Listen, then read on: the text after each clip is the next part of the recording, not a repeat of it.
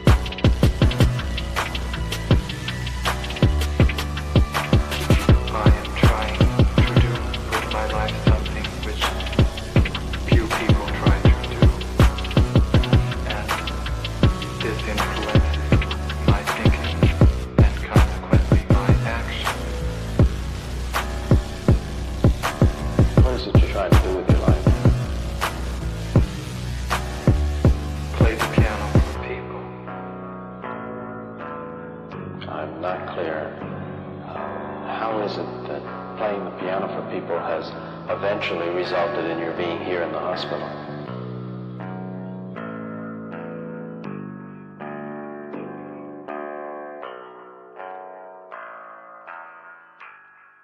That's difficult to answer.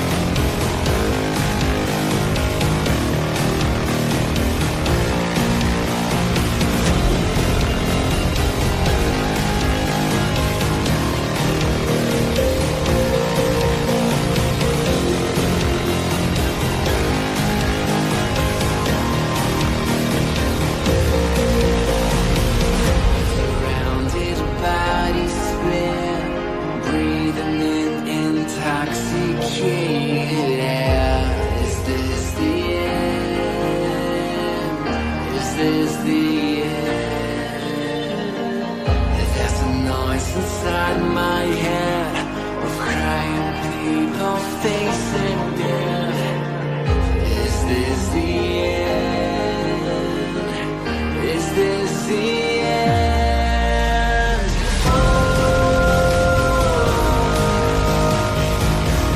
I'm burning in the stone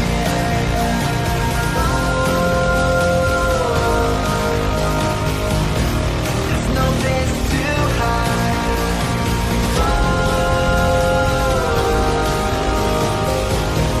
I'm burning in the stone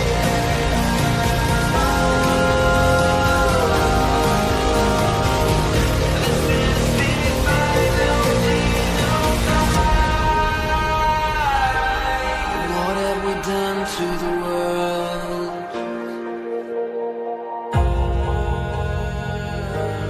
What have we done to the world?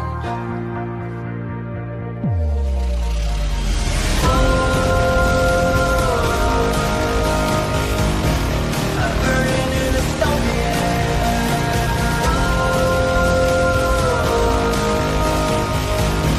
There's no place to hide.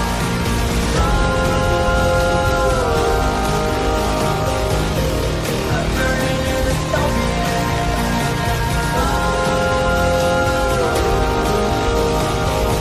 This is the final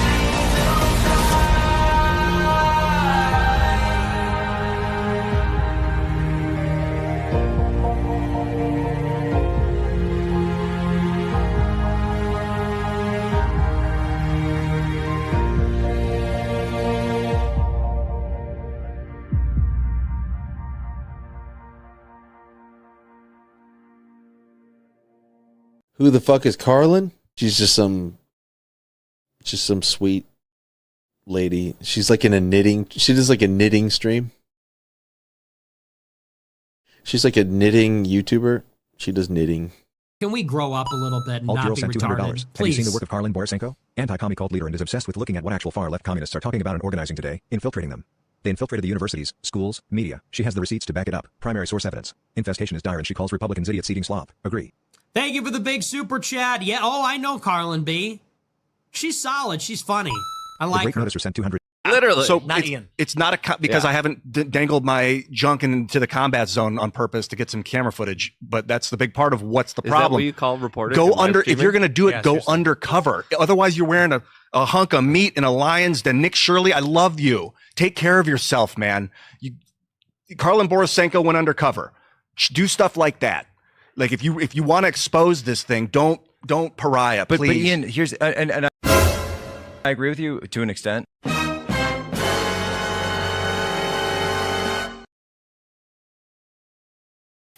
I watch these streams, and I've been watching a self-professed fascist named Karlyn, who drinks and basically roasts these live streams.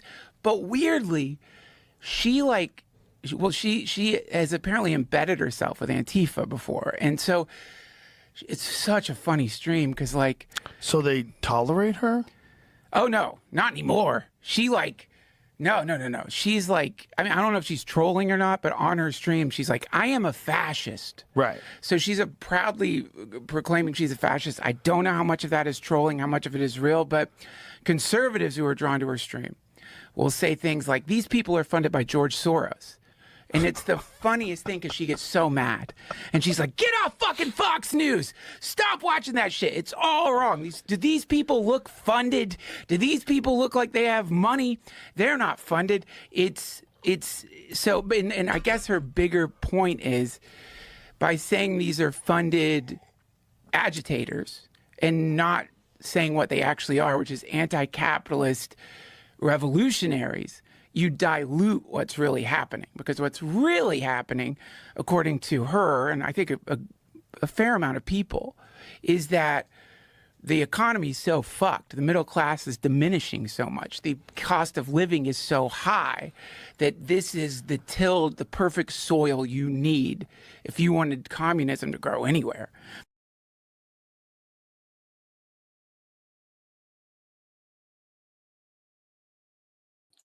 All right, we're live again. We're live again. We're live again. We're live again for an impromptu stream. Because yesterday, Mark Levin interviewed Joe Kent on his show, and I haven't had a chance to listen to it yet. And I want to listen to it. And, you know, it's one of those things where I could sit here and watch Whatnot and listen to it on my own. I could do that. Or I could sit here and watch Whatnot and listen to this on the internet with you guys. And so if I'm going to be just watching content, and I'll have Whatnot on my phone as well. Don't worry. I'm watching my purse show tonight. I feel like I'm like not inspired by any of the purses I'm seeing around lately. It's a little bit disheartening. I went on a great streak where I added, probably a few too many purses to my collection because I was just feeling very inspired. There were a lot of unique bags running around. And then now there's just nothing new anymore. There's nothing new that I'm interested in. I don't like LV. I do like LV, but not as much as I like other things. And all they're showing is the same old LV shit or the same old like Gucci monogram shit that I already have and all this stuff. But I'm still gonna watch my Whatnot show. I don't know. Yeah, Vintage Frame. I know. Were you watching Vintage Frames today? I watched a little bit of it. I watched a little bit of the afternoon show, but I didn't get anything. I cannot buy any unless it's like an emergency. I cannot buy any more sunglasses until I have a situation where my sunglasses are more organized. Because you guys should see what's going on my desk with the sunglasses. I have a whole pile on this side. Okay, this is weird. I have a cuddle clone of my dog that died last year because I was real sad when my dog died. And so I got a clone, like a stuffed clone made of my dog. And it made me happy again because I could hold my dog and hug my dog. My dog died, but anyway, so I have a replica of my dog sitting on my desk. And now the dog is wearing 6 pairs of sunglasses. Then the sunglasses are all lined up, and there are ones on her nose, and then they just keep going back over her head. So literally, this is weird. I understand, but I'm a weird girl. You guys should know that. Like the cuddle clone on the desk is modeling the sunglasses, the very best pairs that I like the most. And then on the other side, I have a pile of pairs that just I have no clue what to do with these. I can't put any more on the dog. The dog is wearing too many pairs of sunglasses already. So I have to get some sort of system for organizing. So I have put myself in sunglass jail until I figure out a better organization system for them than what I have. I've got a couple ideas. I'm working on some stuff, but I'm really, these are the you know what? Listen. These are the hard moments in life. These are the hard moments in life when I actually have to force myself to organize the shit I already own before buying any new stuff. Because you know what happens if I'm not organized about the stuff I already have? I accidentally buy the same thing again. Has this ever happened to anyone? Maybe this has just happened to me. I don't know. But this did actually happen to me with a pair of sunglasses. And I'm almost ashamed to admit it, but it actually did happen. Is I was unorganized about the sunglasses I already had. And then without realizing it, I bought pretty much exactly the same fucking pair of sunglasses. Just because I wasn't organized, okay? Just because I wasn't organized. And now that I had to have a conversation with myself and say, Karlyn, you need to create a system here, okay? We have now reached the point of absurdity, okay? W Stones in the chat with the 10 channel memberships, facilitating my Whatnot habit. W to Jake in the chat with 5 channel memberships. Now, Jake, you and I need to have a conversation, and I see that you've been having the conversation in the chat already. I see you've been having the conversation. I want you to know, Jake, we love that you're new to the channel. I especially love that you're giving out channel memberships. That gives you an extra W. I love that you're new. I love that you're open to learning. But Jake, can we have a conversation real quick? Just because I don't want to disappoint you too much. You might like Mark Levin. I do not like Mark Levin. And so here is the thing, Jake. Everyone is allowed to be here. You are allowed to like Mark Levin here. Other people in the chat might give you shit for it, but you just have to take that. That's just as it rolls. You're going to learn why we don't like Mark Levin. We're not just being dicks about it. We do actually have legitimate grievances with Mark Levin. I just want to prepare you for the fact that it seems like you like him an awful lot and you agree with a lot of the stuff he says. I think Mark Levin is a traitor to America and should deport himself to Israel. And I don't think he knows anything about the left in America. I don't. I don't think Mark Levin knows what the fuck he's talking about. I think those books that he's written about the left are just fantasy. They're conservative narrative propaganda. They are not hinged into reality. They are not real. The primary source evidence does not back them up at all. Yes, I have looked at them because people kept talking about them to me. And so I actually did have to look at them at one point. And so I think Mark Levin is full of shit. And I think he's a traitor to America. And I think that he should deport himself to Israel. And I think that we would all be better off for it if he just left and renounced his American citizenship and acknowledged that he is Israel first. And he should take all of his Jewish friends with him. Not the ones that don't want Israel involved in American politics. They can stay. We're not anti-Semitic here, no matter what the kids might say, no matter what Duncan Trussels might say on Joe Rogan. I'm just kidding. Duncan rules, okay? No one besmirch Duncan on my channel. But I don't have a problem with Jews. I have a problem with people who try to destroy my life and smear me and defame me if I don't like Israel. And I have a problem with people who do that to my friends. And quite frankly, Mark Levin has done that to some of my friends. And that's not cool, bro. That's not cool. But the thing of it is, all points of view are allowed to be here. Because I'm at the point with all this political stuff. I don't give a fuck anymore. If we agree, great. If we disagree, great. I'm going to do my thing and I'm going to do it how I do it. And I'm going to express the opinions I have. Am I going to get into a fight with you if you don't agree with me, as long as you're not a dick about it? No, I don't care. Disagree with me. Whatever. I don't give a fuck. The problem is, most of the time when people disagree with me, they're a dick about it. They insult me. They drag my appearance. They dox my college boyfriend from 20 plus fucking years ago. They lie about me all over the internet. They Photoshop pictures of me. So I mean, it's just I don't have a problem with people disagreeing with me. I have a problem with people being assholes. And it just so happens that the vast majority of assholes have also either been Jewish or rabid Zionists. So when it comes to the Joe Kent stuff, I'm inclined to believe Joe Kent myself. I'm inclined to believe him. And quite frankly, I think that the conservative bullshit smear campaign that has already been waged against him over the last several days, I think that has woken more people up to what's really going on. And when I say what's really going on, I mean that all of our politicians are bought and paid for by Israel. Our government is controlled by a foreign power. Trump is a complete massive cuck to Bibi Netanyahu. Trump is basically getting bent over and fucked by Bibi Netanyahu every which way from Sunday. The only reason we're in a war with Iran right now is because of Israel. Yeah, I think that is a big fucking problem. And until the Republican Party gets their shit together, I will never, ever, ever, ever, ever vote for a Republican again. I will, if I ever have the opportunity to vote for James Fishback, I would vote for James Fishback, hands down. I don't live in Florida. Okay.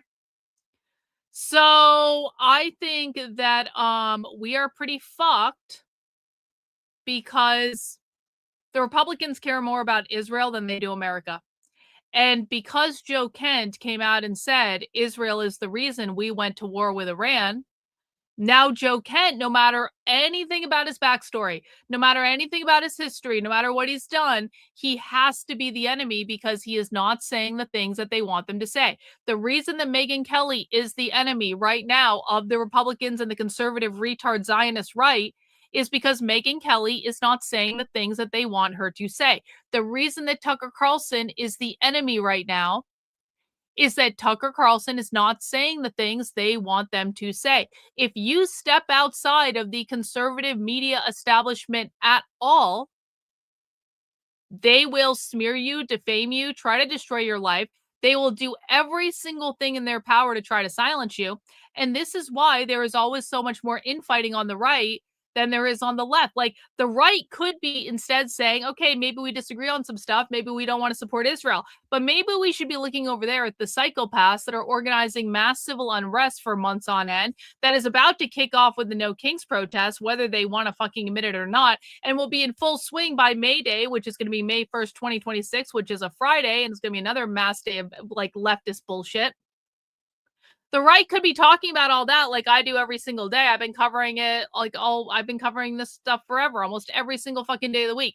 The right could be talking about what the left is doing and what the left is organizing and why the left is winning and why the left was able to chase the Trump administration out of Minneapolis, out of Chicago, out of Portland. Like, literally, the left won, they lost. The left is now trying to export all of their strategies all over the country. They're going on a fucking speaking tour. Antifa is going on a speaking tour. We covered this on the show earlier. Antifa is literally going on a speaking tour around the fucking country. They've announced tour dates and locations and everything. They're going on a fuck off nationwide speaking tour to teach other members of Antifa how to do what they did in Minnesota. And while this is all going on, the right is attacking their own if they don't support Israel. So I think that I don't know everything about Joe Kent, okay? I know that Nick Fuentes has a lot of misgivings about him, and I think that Nick Fuentes has very good reasons for that. I honestly haven't been able to, I haven't had a whole ton of time lately. I have not kept up with Nick's commentary on the topic. I'm not against Nick. I love Nick. I adore Nick. I support Nick.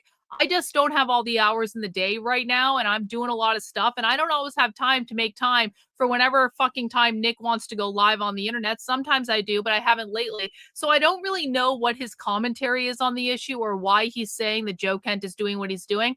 I know that Nick does not like him. I know that Nick has very valid grievances with him, but I still kind of want to be on Joe Kent's side on this one because I think that overall what he's doing is for the greater good. And so while I'm sure Nick has very important and valid grievances, if I have to choose between Joe Kent and Mark Levin, I'm probably going to choose Joe Kent. Probably every single time. And maybe Joe Kent can remove his head from his ass and come around to Nick. I don't think that's going to happen for reasons, but maybe in a fantasy world. Wouldn't it be interesting to see Nick Fuentes sit down and talk to Joe Kent? Would anyone else like to see that happen?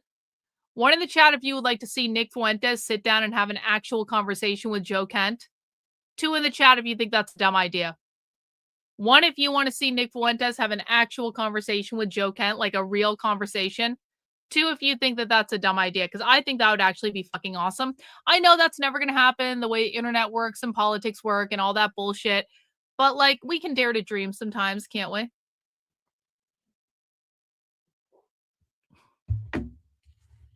All I'm allowed to have anymore is water. I can't drink anymore. The keto crash starvation diet is forcing me to drink fucking water, and it sucks. It's a no. Sparkling water is actually pretty good. Deets, thanks so much for the super chat. Buy this for my glasses. Oh, let me look at the eBay thing. Did you find me an organ? Ooh, that's actually a really good idea, Deets. That looks like a good sunglasses organizer. I'll look into that. I'm thinking about getting a couple little shelving things. We're gonna see. I'm gonna figure it out. The right solution to the sunglasses will present itself. Anyway, so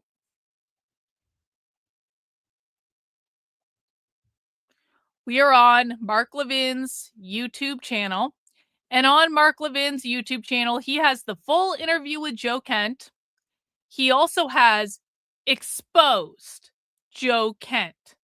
So the interview with Joe Kent is 35 minutes.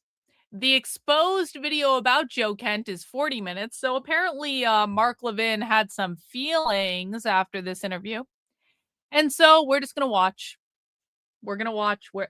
I don't know. That's a good question. I would think coconut water is in no carb because the carbs are the issue. I'm not allowed to have carbs ever. No carbs ever. I'm only allowed to eat chicken. Actually, that's not true. I ate a stuffed mushrooms today that I made in the air fryer, and they were actually fucking rad. It was a good little turn of events. I was thinking about making spaghetti squash, and instead I decided to do stuffed mushrooms in the air fryer. And now I'm thinking I might have stuffed mushrooms again tomorrow. I might do stuffed mushrooms with cheese and then put like pico de gallo on top and then like guacamole, it would be fucking rad. So stuffed mushrooms are good. Mm-hmm. Yep. Oh, no, there are carbs. No carbs allowed. No carbs. No, they were just stuffed with normal cheese and bacon bits, and that was pretty rad. All right, let's enough procrastination, enough talking about the keto crash starvation diet. Let's dig in. And has anyone, by the way, has anyone listened to this? No, I'm not on mushrooms. I wish I was. No, I would never be on mushrooms on the internet. That'd be a horrible idea. Has anyone listened to this? One in the chat if you've already listened to this. Two in the chat if you have not listened to this. Yeah, I'm looking at it on Rumble Goro. There we go. One in the chat if you've listened to this. Two in the chat if you have not listened to this. All right. Bunch of noobs. Excellent. All right, guys. Well, we're just hanging out tonight. I'm not going to beg you guys for money or channel memberships. If you want to send in super chats, if you want to send in channel memberships to support my work, that's cool. But we're just hanging out tonight. So kick back, relax, mount the like button if you would be so kind, and let's get this party started. Trisha Heaton looks great at 67. Here is her #1 secret. Regular milk or oat milk? Oh, regular milk. But only... Joe Kent served honorably in the United States military and deserves much credit for it. Nobody's questioning his military service. As far as I know, I'm certainly not. But people are questioning is what he's done as a civilian, and especially in the Trump administration. To be clear, I have no quarrel. I had no quarrel with Joe Kent, other than the speaker asking me to have him on my radio show in October 2024 because he was in a close election for the House seat in Washington State's 3rd District. I knew nothing of him, but I wanted to help. Joe Kent lost that election in 2024, and he lost earlier in 2022. President Trump won that district in both of his successful elections. But since his resignation last week and the things he has said, what I now see are his associations with some, in my view, very troubling people, like Candace Owens and Tucker Carlson and Nick Fuentes. Nick Fuentes! In fact, he posted a photo sitting with Owens just a few days ago, who has relentlessly smeared Erica Kirk in the most heinous ways. Joe Kent today is different than the man I endorsed for the House, but my principles have not changed. The way he resigned and some of the things he said in his letter, well, I and many others have been stunned by it. The president's stunned by it, by his reaction today and the other day.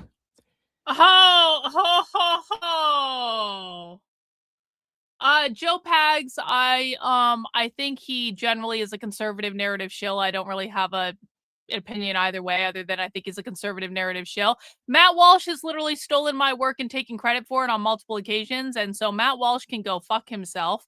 And Matt Walsh doesn't know what he's talking about when it comes to the left at all. He only is, again, Matt Walsh is advancing his Matt Walsh narrative to make Matt Walsh money and Matt Walsh famous. And yeah, he's stolen my work and taken credit for it on like multiple occasions. Like, I mean, like verbatim things that I put out there. All of a sudden it ended up on Matt Walsh's show, and Matt Walsh was talking about it on Fox News as though he came up with the idea, even though I was the one that went fucking viral for it. But you know, I don't even know who that Mark guy is, so I can't say anything about that. To me, if you have something to say to the president, then say it to the president personally, loyally. I'm sure timely. He did. But what Joe Kent did was planned and, in my view, diabolical. I worked for President Reagan for 8 years. I worked for 3 cabinet secretaries, including as chief of staff to the Attorney General. Did I have disagreements? Yes. But I knew he was a good man and the mission was important. And I had all kinds of classified information crossing my desk when I was chief of staff to the Attorney General. All kinds. I never discussed it with anybody. But why resign now? Why not when the war began, 3 weeks or so ago? We're in the middle of a war. We have men and women in uniform, as Joe Kent was one time, who are fighting a noble war against a barbaric regime that has killed and maimed thousands of Americans. Okay, can I just say, I've never listened to Mark Levin's radio show in my life. This is literally the first time I've ever heard his radio show. I've seen clips of him on Fox News and stuff, but I've like this is the first time I'm actually like sitting down and listening to him. Does anyone else feel the smarmy propaganda coming through the screen right now? 'Cause that's how I feel. I feel like I'm wading through conservative narrative bullshit propaganda. And it's like you can start to see how this like bullshit environment just gets like cultivated because this is a set of talking points that advances the interests of Mark Levin, aka the interests of Israel. That's all this is. This is not about hinging into reality. This is not about a search for truth. This is not about anything except Mark Levin lying and twisting the situation and trying to present it in exactly the right smarmy narrative way to be able to advance his interests. Oy vey. And it's just like it's so fucking bad. It's so bad. And I find it disgusting, kind of like how many people eat this shit up. Yeah, he's got a bullet list of he's got a bulleted list of talking points right in front of him. Probably why he didn't want to do this on the on TV. And wants to annihilate us. In fact, the regime has spent 47 years terrorizing us, not Israel, us. The United States. They've tried to kill our president and other high officials. They had a significant role in the 9/11 mass terror attack in our country. Which killed. Someone had a role in 9/11. Someone had a role in 9/11. Which country that begins with I in the Middle East had a role in 9/11? Which country that starts with an I in the Middle East had a role in 9/11? What do you guys think? Let me know in the chat. 2,977 of our fellow Americans. India. Yep, India. As it was demonstrated in 2 lawsuits. Havlish versus bin Laden and Thomas Burnett Sr. versus the Islamic Republic of Iran. $114 billion in damages was ordered, but of course they won't pay. They killed 241 Marines and sailors and soldiers as they slept in their barracks in Lebanon. They blew up our embassies in Kenya and Tanzania, killing over 200. They attacked our Air Force facility at Khobar Towers in Saudi Arabia. They built IEDs that killed over 600 of our soldiers. 17% of all U.S. personnel. This sounds like the type of speech that you would hear in a society like 1984. I'm thinking of like, you know, like if you like, we recently watched 1984, the movie in my supporter Discord for movie night. And so it's a great movie. If you've never seen the 1984 movie, it's a phenomenally done movie. And it's just like in that world, in that dystopian world where every single person is responsible for crafting the current narrative, whatever that is. Can't you imagine a radio host like we're hearing right now going on we are at war with this country and they've done this and this and this and this and this and this and this? Can't you hear that? It's like this is part of like just like the narrative. Like they need to convince you that the Muslim countries are our enemy. Why do they need to convince you of that? Because Israel wants them to be the enemy, because they are Israel's enemy, because Israel wants their land. And that's what's going on. And Mark Levin, therefore, needs to go on his show and rile people up. This is all the reason those countries hurt us and did it, and they did this, that, and the other thing. Most people have never even heard of half of the things that he's talking about, and I'm not even going to go back and reverse engineer the truth of all of it, because I truly don't give a fuck. I don't like Islam as a religion, obviously. Like, I don't like any of the Abrahamic religions. And so I'm not trying to be a great defender of Islam or any Muslim countries or anything like that. I think that the Muslims should stay the fuck where they are in the Middle East and govern their own affairs. And I don't necessarily want them coming over to America and creating little Muslim enclaves here. I'm not making that argument at all in any way. But what I am saying is that the reason that Mark Levin is being such a fucking douchebag propagandist online is that he has a vested interest in convincing you to hate Muslims and Muslim countries and to think they are the enemy because Israel wants America to go to war with those Muslim countries on their behalf because Israel wants their land. That is what is going on here. And you don't have to like Muslims or Islam or any of those things in order to understand that the reason that people like Mark Levin push this stuff all the time and make these overtly propagandist shows is he is trying to convince you to hate Muslims and Islam so that America goes to war with them on Israel's behalf because Mark Levin supports Israel and the interests of Israel over America. And I'm sorry, it's not fucking anti-Semitic to say that, and literally fuck off if you think so. So, that's what I think. I think this sounds like propaganda. Deaths in Iraq.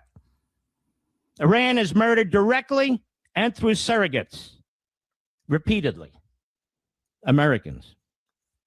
And Joe Kent wants to give the jihadist terrorist regime, with all this history, the benefit of the doubt. Suicide bombers with nuclear weapons. He says it's not imminent. And then we read news report after news report with news outlets across the political spectrum alleging that Joe Kent is a leaker. I'm not making it up. I'm just telling you all of this is in the public record. So Joe Kent resigns, says things in the resignation letter that Israel doesn't like because it wasn't very flattering. And then all of a sudden, immediately, there are all these news stories about Joe Kent was the leaker and he was under investigation for being a leaker. All of a sudden, it happened at the same time. Why didn't those stories come out before he resigned? If Joe Kent was really leaking things, shouldn't that story have, and everyone knew about it. If Joe Kent was really leaking things and everyone fucking knew about it and no one said anything while Joe Kent was still the director of the National Counterterrorism Center during a time of war, don't you think that story would have come out prior to him resigning in an unflattering way to Israel? Don't you think that someone would have said, maybe it's important that this person not be in this position? Why didn't Trump fucking fire him? Why didn't Trump fucking fire Tulsi Gabbard when she allegedly refused to fire Joe Kent? Why were they still in those positions? We were in a time of war and you're telling me you Trump administration and conservative establishment left him in that position?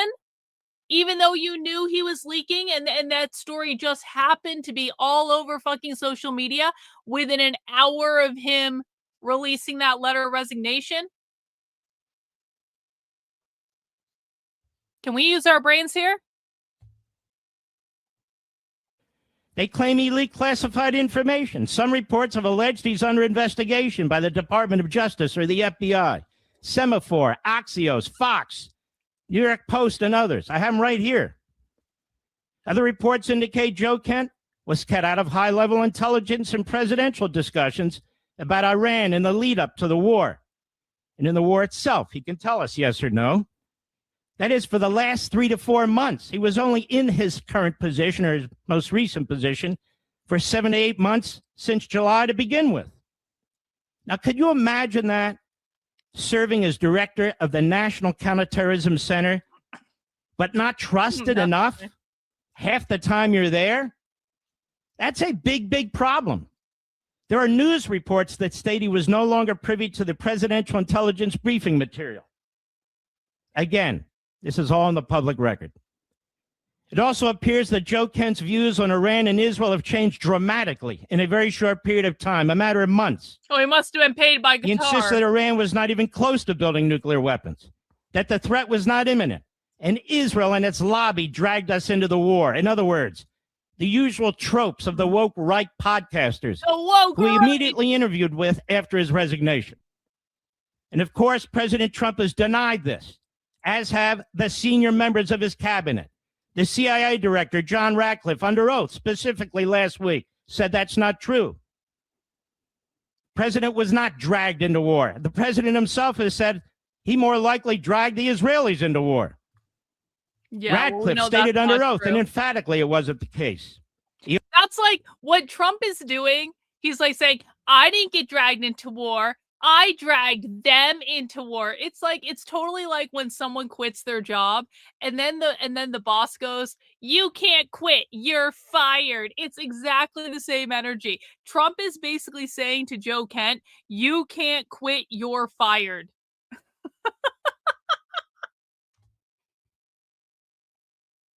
He also stated that, in fact, the threat was imminent. Ratcliffe, again, is the head of the CIA, and he was involved in every aspect of this discussion, he said, and with the decision by the president. Joe Kent was reportedly excluded, according to the president. Within hours of resigning, Joe Kent went on Tucker Carlson's show, where he stated a number of very troubling things. He insinuated that Israel was behind Charlie Kirk's assassination, and I have it right here, which I expect him to now potentially deny or explain. He even insinuated that Israel might be behind the effort to assassinate President Trump in Butler, Pennsylvania. That's on the record, too. In his resignation letter, Joe Kent also declared that Israel dragged us into the war with Iraq. Iraq?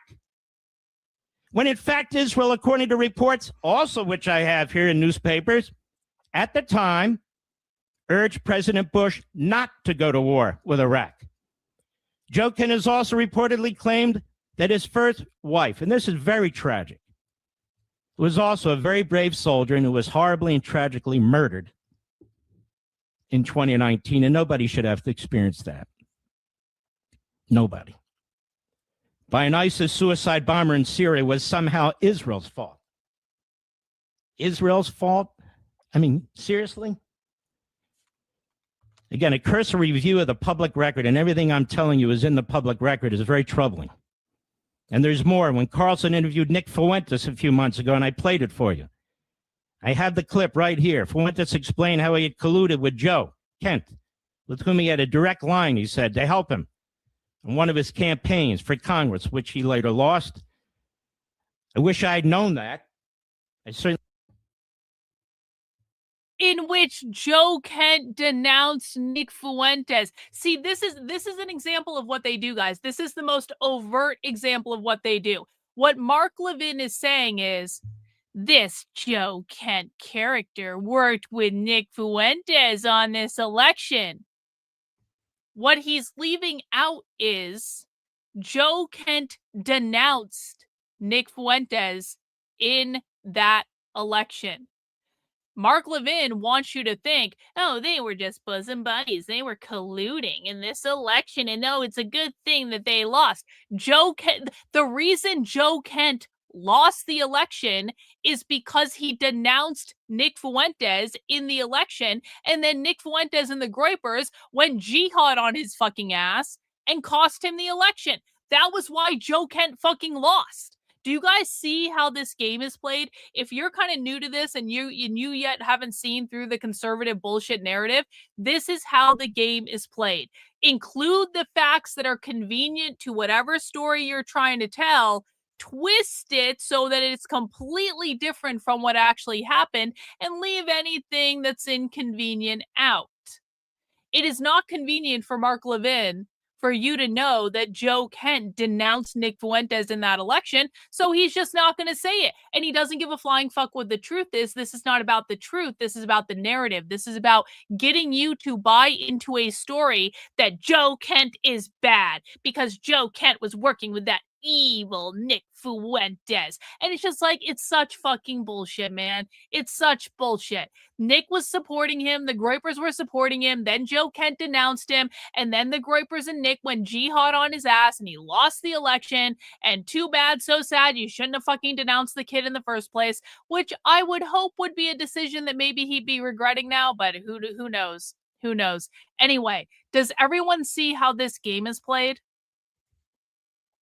Listen again. We'll rewind a little bit. Wouldn't have endorsed at fault. I mean, seriously?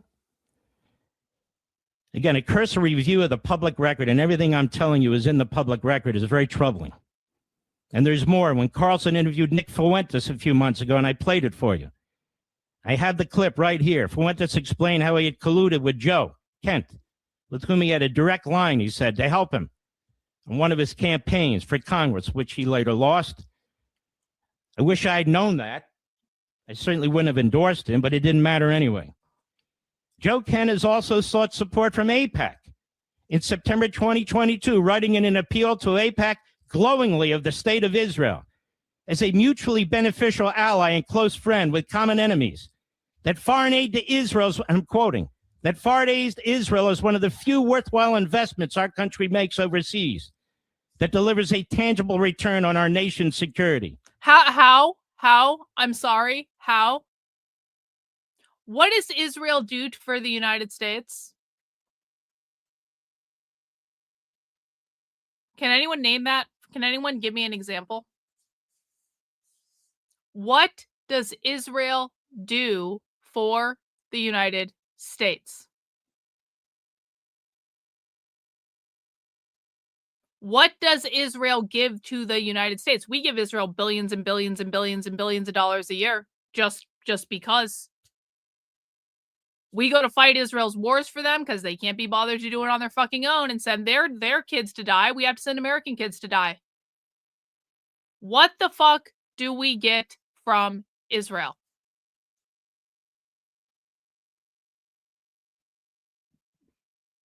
Oh, no. Oh, you foolish person. You foolish person. You think Israel gives us all the intel on the Middle East? Israel gives us the intel they want us to have to back up the story they want backed up, to craft a narrative to drag the United States into war on their behalf. Israel doesn't give us all the intelligence on the Middle East. Israel literally only gives us the teeny tiny bits and pieces that they want us to have that is convenient for the narrative that they need to sell, which is the United States is under deadly threat from Iran and you guys have to go to war with Iran because otherwise they're literally going to kill you. And if you don't, we're going to do it. And then the United States does it because Israel dragged them into the fucking war. Do you want to try it again? Do you want to try to answer again? Does anyone else have an answer of what Israel gives us?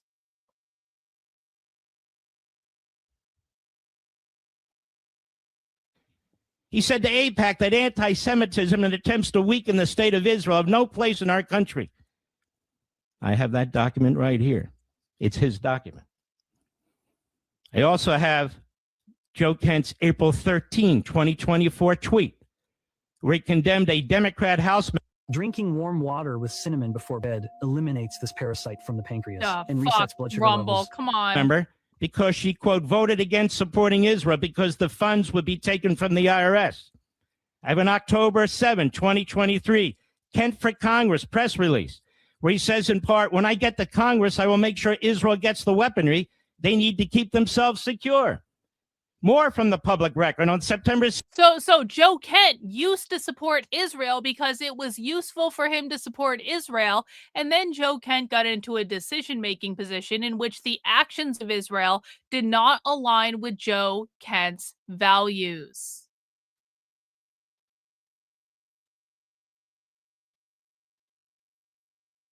Bro, you're listening to way too much conservative propaganda, honestly. I'm not really going to give you much attention on this. You're listening to too much conservative propaganda. 16, 2022, Joe Kent issued a statement stating in part, I'm intimately familiar, I'm quoting, with the help that Israel has provided the United States during my military service in the Middle East, My fellow soldiers and I often relied on intelligence provided by the IDF and their intelligence agencies to help us accomplish our mission and keep us alive. And he went on, building close economic, diplomatic, and military relations is in the United States' best interest, and something I will advocate for as a member of Congress. I mean, Joe Kent, I guess, was a neocon, a warmonger, an Israeli firster, a lobbyist. The phrases he now uses to demean those who hold the same exact positions he once held a few months ago and a few years ago. Then there is his tweet on January 8, 2020, where he was frustrated with the delay in taking military action against Iran. 2020. Mark Levin, this is a 35-minute clip. And Mark Levin has been ranting for the first 10 fucking minutes of it about all the reasons he doesn't like Joe Kent. It kind of seems to me like Mark Levin is trying to cover for the fact that he really has nothing other than propaganda, because why would you have to do a 10+ minute preamble about how much you hate someone before you interview them? Like, couldn't the interview just speak for itself about all the reasons why they're bad and all the reasons why we shouldn't like them? Mind you, he tweeted to the president, in part, we should not sit and wait for the next attack, wipe Iran's ballistic capability out, and get our troops out of Iraq. They are only targets. And now Joe Kent doesn't even think Iran's nuclear advances are a problem. He doesn't even talk about their ballistic missiles, which Iran was manufacturing by the thousands. Even after Steve Witkoff, who was negotiating with the Iranian regime directly along with Jared Kushner, reported to the president and later publicly revealed welcome to the channel, that the Iranian regime bragged it had 22,000 pounds of nuclear material and they could make 11 nuclear bombs. I always love it when I tell someone they listen to too much conservative propaganda and they instantly give me money and join my cult. So this is great, good. Welcome. W, bro. Welcome. 10 days. That's what they told the envoys. And furthermore, that they refused on every occasion to even discuss reversing course or turning the material over to a third party. Joe Kent was not convinced. The Iranian negotiators wouldn't even share an offer that the envoys could take back to the president and our nuclear experts to examine. Joe says all 18 intelligence agencies agree that the Iranian regime nuclear threat was not imminent. How does he know? Was he in the loop? Did they tell him? Because the CIA director, he didn't agree. Did they all share that with Joe, even though he was reportedly out of the loop? We'll find out. The White House and CIA director have firmly dismissed Kent's claims, stating there were compelling evidence of an imminent Iranian threat. I'm quoting them. And Iran showed last week it had a mid-range ballistic missile that could hit most of Europe, including virtually every capital, when it fired missiles at Diego Garcia, 2,500 miles from Iran, a joint American-British base. That's twice as far as Iran's foreign minister had claimed. Their missiles could travel much further. With the help of China and Russia, it wouldn't be long before they could hit our country. And of course, a nuclear device can be detonated without a missile of any kind. This is all demeaning of the president. It's demeaning of the men and women in uniform, in my view, who are fighting this war and expect our support.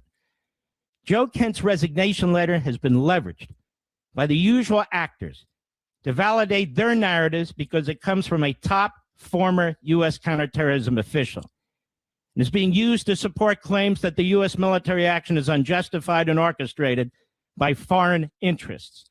And that was Joe Kent's intention, I think, both his timing and the substance of the letter. So it's all Israel's fault and those of its supporters. The president is apparently incapable of making his own informed decisions. Israel got us into all the wars of the Middle East.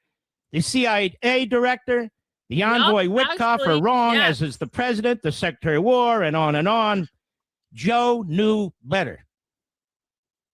And the icing on the cake, Joe Kent runs to Tucker Carlson and Megyn Kelly and Candace Owens and more, who've all said some of the most And the worst part of all is that Joe Kent talked to people I don't like.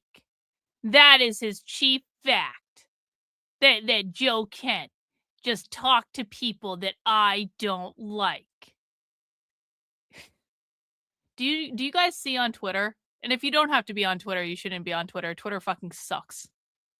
But like, did you guys see on Twitter that now the Zionists are saying that you are guilty of the crimes of the people that retweet you? So if someone retweets something that you say, and Mark Levin doesn't like that person, then you are an evil anti-Semite because someone that Mark Levin doesn't like retweeted you. If you don't know how Twitter works, literally anyone that you don't have blocked can retweet you. So now we're going to like that level of collective punishment. If someone else likes something you said enough to share it with their audiences, you are now guilty of every single sin against Israel that person has ever committed. Too much conservative propaganda. We're going to keep reminding you of that. You've consumed too much conservative propaganda. I'm very sorry your people lied to you, but hey, Nick, thanks for the super chat. This is not an interview. It's a Stern talking down to. Yeah, where the fuck is the interview, Mark? Anti-American and anti-Semitic tropes imaginable. And now Tucker Carlson wondering out loud, and I quote, could the Iranians obtaining the bomb wind up being a good thing? And by the way, folks, Republicans and MAGA overwhelmingly support the war effort. CBS just came out with a poll. 92% of MAGA approves of the president and the war effort. 84% of Republicans approve. 70% of non-MAGA Republicans approve. Do you guys remember when every time a poll came out, conservatives were like, we don't believe polling. That's all fake news. And now all of a sudden, all these polls are coming out that are basically saying 100% of Donald Trump's base likes Donald Trump. And what they're doing is, and Owen Schroyer made a great clip where he was talking about this. You guys should definitely be listening to what that guy said. I like, it was so dead on. Owen Schroyer pointed this out. He was like, what they're doing is the polling company is calling people and saying, do you support Donald Trump? And if they say yes to that question, the next question on the poll is, do you support Donald Trump? And they're going to say yes again because they literally just said yes the first time. But if they say the first time, do you support Donald Trump? And the person says no, they do not ask them the follow-up question of, oh, do you support Donald Trump? Because obviously the person is saying no. So it's like what the polls are actually saying is like 100% of Trump supporters support Donald Trump. It's like the most bullshit poll in the world. But like, man, conservatives are now eating it up because it says what they want it to say. Hey, thanks, Deez, for the super chat. I'm not convinced this video has the... I'm not convinced of it either, Deez. I guess we're going to see. That's MAGA. We, Mr. and Mrs. America, understand this is a war against a horrendous enemy that has hit us over and over and over again for 47 years. And we don't give them the benefit of the doubt. And I would add that Sebastian Gorka, a significant official in the NSA involved in the Middle East, is furious with Joe Kent. I should add that Dan Bongino, who is deputy director of the FBI, saying he was on Hannity. He said he had access to same information that Joe Kent did, and Joe Kent is wrong. The threat was imminent. And there I've laid the foundation. Joe Kent, I'd like to go through some of this. Oh, here we go, finally. And give you an opportunity to respond. We got Semaphore, we got Axios, we got the New York Post, we got on and on and on, saying that you were considered a leaker. We have the White House saying it. Were you a leaker? Are you under investigation? Do you know whether you're under investigation? Let's try and clear the air right at the beginning. Sure, Mark. Thanks for having me on. I never leaked any classified information. And the stories you're reading are stories from leakers who are leaking, I guess, maybe an investigation about me being a leaker. So I think it's just a media counter narrative. I had so nobody has contacted you from Justice or the FBI or anything like that? Nope. Oh no. Oh no. Oh, so it turns out there is no investigation and they just made it all up because they were pissed off that Joe Kent resigned in a very unflattering fashion towards Israel. Is that what I'm hearing there? Okay. Did you ever leak? Confidential. No, Let me do it this way. Did you ever leak classified information? You said no. Did you ever leak confidential information? Nope. Never. Never. Were you cut out? Okay, you're on the record. That's perfectly fine. And that's a good thing, Joe. Were you cut out of briefings for the last 3 months or so when you were there?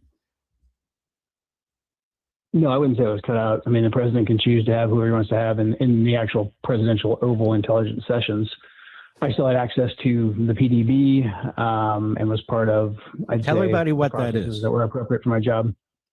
The president's daily brief.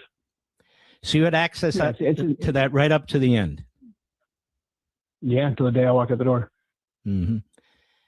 And why do you think the president said he never really remembers you that well? He never really met with you that often? Is that correct? It is absurd. It is absurd to think that the president never met with him and didn't really know him that, like, if Joe Kent was a hero on the conservative right. For fucking years, this guy has been an absolute hero, beloved member of the conservative right. The reason he got appointed to this very, very high level government position is not that Trump didn't really know him and never talked to him and didn't know anything. It's because Joe Kent was a beloved figure in the Republican Party. There is no universe in which Donald Trump didn't know who he was. No fucking universe. Until now, when Joe Kent is not on the side of Israel. Well, the president meets with so many different people. I mean, he knew who I was, but by no means was I a primary advisor to him on a daily basis. However, in terms of determining the threat level that Iran posed to our country, I was a key part of that process. So that was very much in my purview. And he rejected your view?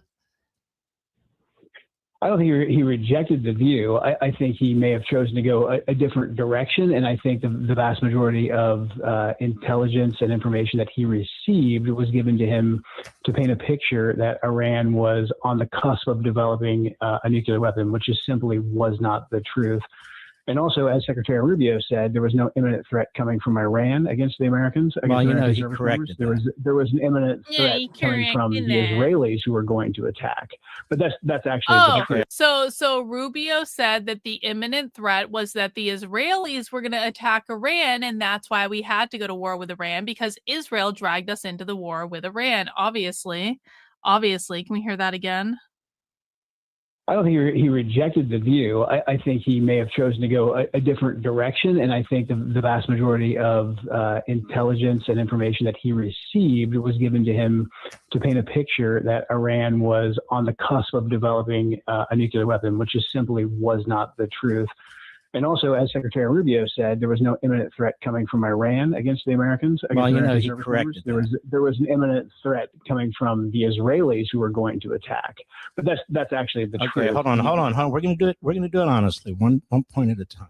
Had observed, the Iranians had observed an escalation ladder. They hadn't attacked us under President Trump. Can you do me a favor? And I don't mean to be rude. Can you talk a little more slowly? I'm having trouble hearing. Take your time. Go ahead. Sure. When President Trump. Did you know that lemon and Come on, Rumble, fuck you! Sugar? Did you know that you can pee out blood sugar? Trump came into office, the Iranians knew that President Trump wanted to get a deal. They observed the escalatory ladder very carefully. They stopped having our proxies attack us like they were attacking us under the Biden administration. I want to read you something, Joe, for you to respond to here. When one of President Trump's closest advisors, who's vocally advocating for us to not go to war with Iran and for us to rethink at least our relationship with the Israelis, and then he's suddenly publicly assassinated and we're not allowed to ask any questions about it. It's a data point, you told Carlson, about the murder of our friend Charlie Kirk. It's a data point that we need to look into. What are you trying to look into there? What do you think happened there? What I know is that there were foreign leads that we didn't get a chance to look into, that we did not thoroughly investigate. That's what I know. You have any country in mind? No, I think we need to fully investigate the potential of any foreign nexus. So you think a foreign country may have been involved in his assassination. Does the FBI think that? What I think is that we need to thoroughly investigate all the potentials. That's what needs to happen. I know, but what I'm trying to find out, you're a smart guy. You're an accomplished guy. Is there something that piqued your interest? Again, that it's like the fucking smarm. It's the fucking smarm. And again, you have to like think of the full context of this. Mark Levin spent like the first 15 minutes of this fucking interview just going, here's all the ways that I don't like Joe Kent and all the bullshit stories that I'm going to tell to say that Joe Kent is a bad guy and baby. First 15 minutes of the fucking interview. And then he brings Joe Kent on. He's like, you know, I just have some questions and and it's just like, you know, I'm just looking out for you, Joe. It's like literally shut the fuck up, you fucking douchebag. You just say maybe there's something foreign and we need to look into this. I mean, there is. I just can't get into it because it's classified and it's part of an ongoing investigation, I hope. But from my vantage point and from what I saw at the National Counterterrorism Center, that was not thoroughly looked into. I'm not trying to be rude. Just slow down. I'm a little hard of hearing. Go ahead. What was that? Old man. I didn't hear you. What I said was there were still potential foreign links and leads that we needed to look into. Do you know what he's doing? Do you know what he's doing, by the way? Do you know what he's fucking doing? He's trying to force Joe Kent to repeat himself so that if Joe Kent does not use exactly the same wording he used the first damn time, if he like slips up with a word or something, Mark Levin's going to jump on it like he's got a gotcha moment. Mark Levin can hear what he's saying just fucking fine. I don't buy that. Joe, can you just slow down a little bit and say that again? I'm just a little hard to hear. Bull fucking shit. Mark Levin is trying to make him repeat the same thing he just said again. So Joe Kent's going to remember the exact wording he just used. And if he goes a little bit out of whack, Mark Levin's going to jump on him and have a gotcha moment. That is what is going on. Listen to this. We need to look into this. I mean, There is. I just can't get into it because it's classified and it's part of an ongoing investigation, I hope. But from my vantage point and from what I saw at the National Counterterrorism Center, that was not thoroughly looked into. I'm not trying to be rude. Just slow down. I'm a little hard of hearing. Go ahead. What was that? I didn't hear you. What I said was there were still potential foreign links and leads that we needed to look into. That's what I know. That's what I'm asserting. So you're not asserting any particular country there? No, I'm not. How about Butler? Do you think any foreign government was involved in the attempt to assassinate the president there? We need to thoroughly investigate that, especially now that Thomas's Crook's online persona has been uncovered. That needs to be looked into as well. Mm-hmm. You think it's Iran, maybe? We should investigate to see if there's any linkage between Iran, but in particular in between the Iranian agent Asif Merchant, who was just convicted for plotting an assassination attempt against President Trump. That should be looked into to see if those two events are linked. That should definitely be looked into. And I think you'd agree on that, wouldn't you? 100%. And because we know Iran did try to assassinate the president. One guy was just convicted of it, and the other guy's in Iran. So he was. But I was just wondering this statement here, because a lot of Jewish groups and others said you were really focusing on Israel, and you're telling me no, not at all. It could be any foreign country. Yeah, correct? I mean, I was, you know what? Honestly, I was thinking literally exactly the same thing. I was like thinking in my head, I'm like, Trump's been in office almost a year and a half. Why hasn't it been investigated? Trump has literally controlled the federal fucking government for a year and a half. Why hasn't it been investigated? It seems to me that if Trump actually cared about getting to the bottom of the assassination attempt, they would have maybe, I don't know, done that shit already, or at least gotten started. And the way Joe Kent is talking is kind of making it seem like they haven't even bothered to open a file. In my statement, my letter of resignation, I say that the Israelis forced President Trump into this war. No, I'm talking about this that you said on Carlson's show. When a president, closest advisors, who's vocally advocating for us not to go to war with Iran and for us to rethink at least our relationship with the Israelis, and then he's suddenly publicly assassinated, we're not allowed to ask questions about that. It's a data point. What's the data point?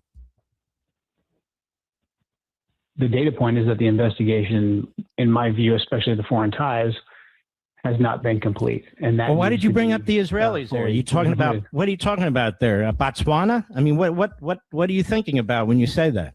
We're just curious. Just asking questions. That Charlie was advocating for us not to go to war with Iran and to rethink our relationship with the Israelis. And then he is killed. This needs to be looked into. That's all I can say. That's all you can say. Rich, can you play what Charlie said after the president ordered the dropping of the bombs in June on those sites in Iran? Go ahead. And you might say, Charlie, do you support or Well, okay, so there's a question. Do I think Iran would launch a missile at us if they could? Well, we went to war and bombed the shit out of them and killed how many schoolgirls? How many children did the U.S. recently kill in an unnecessary bombing of a fucking girls' school? So, do I think that Iran would launch a missile at us if they could? It kind of seems like they might have already done that because we blew up, allegedly, all of their nuclear stuff, even though now Trump says they had nuclear capabilities. So did we really blow up all their nuclear stuff the first time? Probably not. Probably that was another lie. And it kind of seems like if Iran had the capability to bomb us after we bombed the shit out of their nuclear facilities, maybe they would have done it then. Now, can Iran, and again, we just killed how many dozens of schoolgirls in Iran by literally bombing a fucking school? Don't you think that if Iran could do that, they already would have done it? And quite frankly, at this point, because of the amount of shit that the United States has done to Iran on behalf of Israel, Iran would be fully within their rights. Like, the United States went to war with Iran on behalf of Israel, bombed the shit out of their facilities, bombed the shit out of their civilians, killed dozens of schoolgirls. And yes, it was the Americans. If you think it wasn't, you're listening to too much conservative propaganda because they know it was us. Don't you think Iran has cause to be pissed off? And don't you think that maybe we caused that by bombing them in the fucking first place on behalf of a foreign power? It's shocking to me. No, it is verified. No, it is. No, it is. This, again, is another bullshit conservative narrative. You are consuming too much bullshit conservative media. That is why you believe things that are not true. They know it was the United States that did it. They already know. Hang on, we got a super chat. Thanks, Rottweiler, for the super chat. They destroyed Iran's nuclear facilities with no radioactive fallout whatsoever. God, conservative boomers are so gullible. Yeah, I didn't believe that back then either. Didn't believe it back then either. Yeah, Trump admitted it.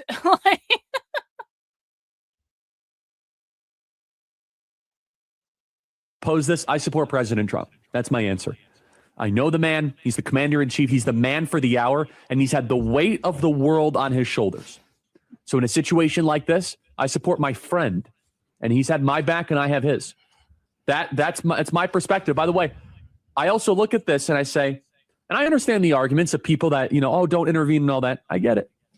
But boy, have we not exhausted so many diplomatic channels and options. What do you think of that? I didn't resign after Midnight Hammer. Midnight Hammer was a targeted operation that did not result in a further continuation of the war. I'm not talking about why you resigned. I'm talking about, hold on. I'm talking about, that was Charlie's comment about the president ordering. This is another conservative bullshit thing.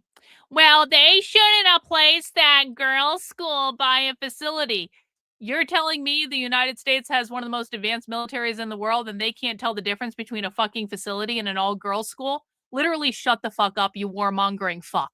That's how I feel about that. Honestly, what they were doing human shields. Those schoolgirls were human shields. Hey, do you know who else says that? Israel.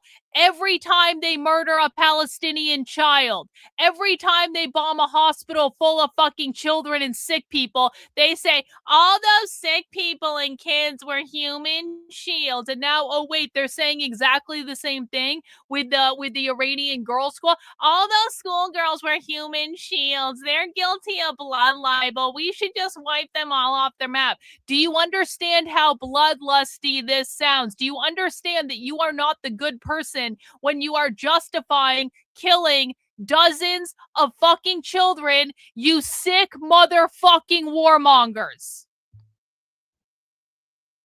War is bad. People die. Literally go fuck yourselves. Do not ever tell me again that you care about children or saving babies or protecting kids. You motherfuckers don't even want the Epstein files released because it is inconvenient for your fucking god Trump.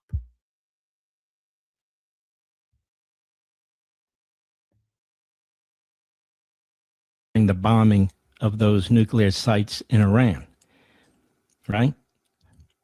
Right. And you were talking about, I heard that like you I were heard that talking like about Charlie being assassinated, right? Right. He was against the regime change war that's taking place right now. Okay, hold on. I'm not talking about Midnight Hammer and the bombing was two completely different things. Targeted operations are completely different. You were talking about the assassination. As we've seen with the ramifications. When one of President's closest advisors, who's vocally advocating for us not to go to war with Iran and for us to rethink at least our relationship with the Israelis, and then he's suddenly publicly assassinated. President Trump wasn't talking about hitting Iran again in September.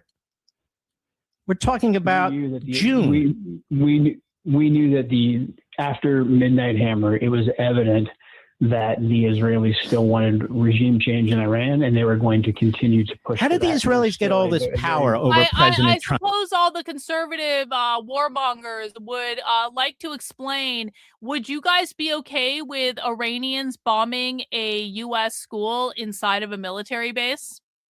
That's just war, guys. People die in war. Horrible things happen in war. Those kids are human shields for the United States military. The United States military has been attacking Iran for no good reason and bombing the ever-loving fuck out of them and killing a lot of Iranian children. Do you think that justifies bombing an American school inside an American military base? Because those kids on that American military base going to that military school, they're just human shields. Do you retards understand how this works? He tells you, he says to you, that's not right. Radcliffe says, that's not right. Hegseth says, that's not right. So I don't know what the vice president said to you, but why do you keep insisting on it when they keep insisting it's not true?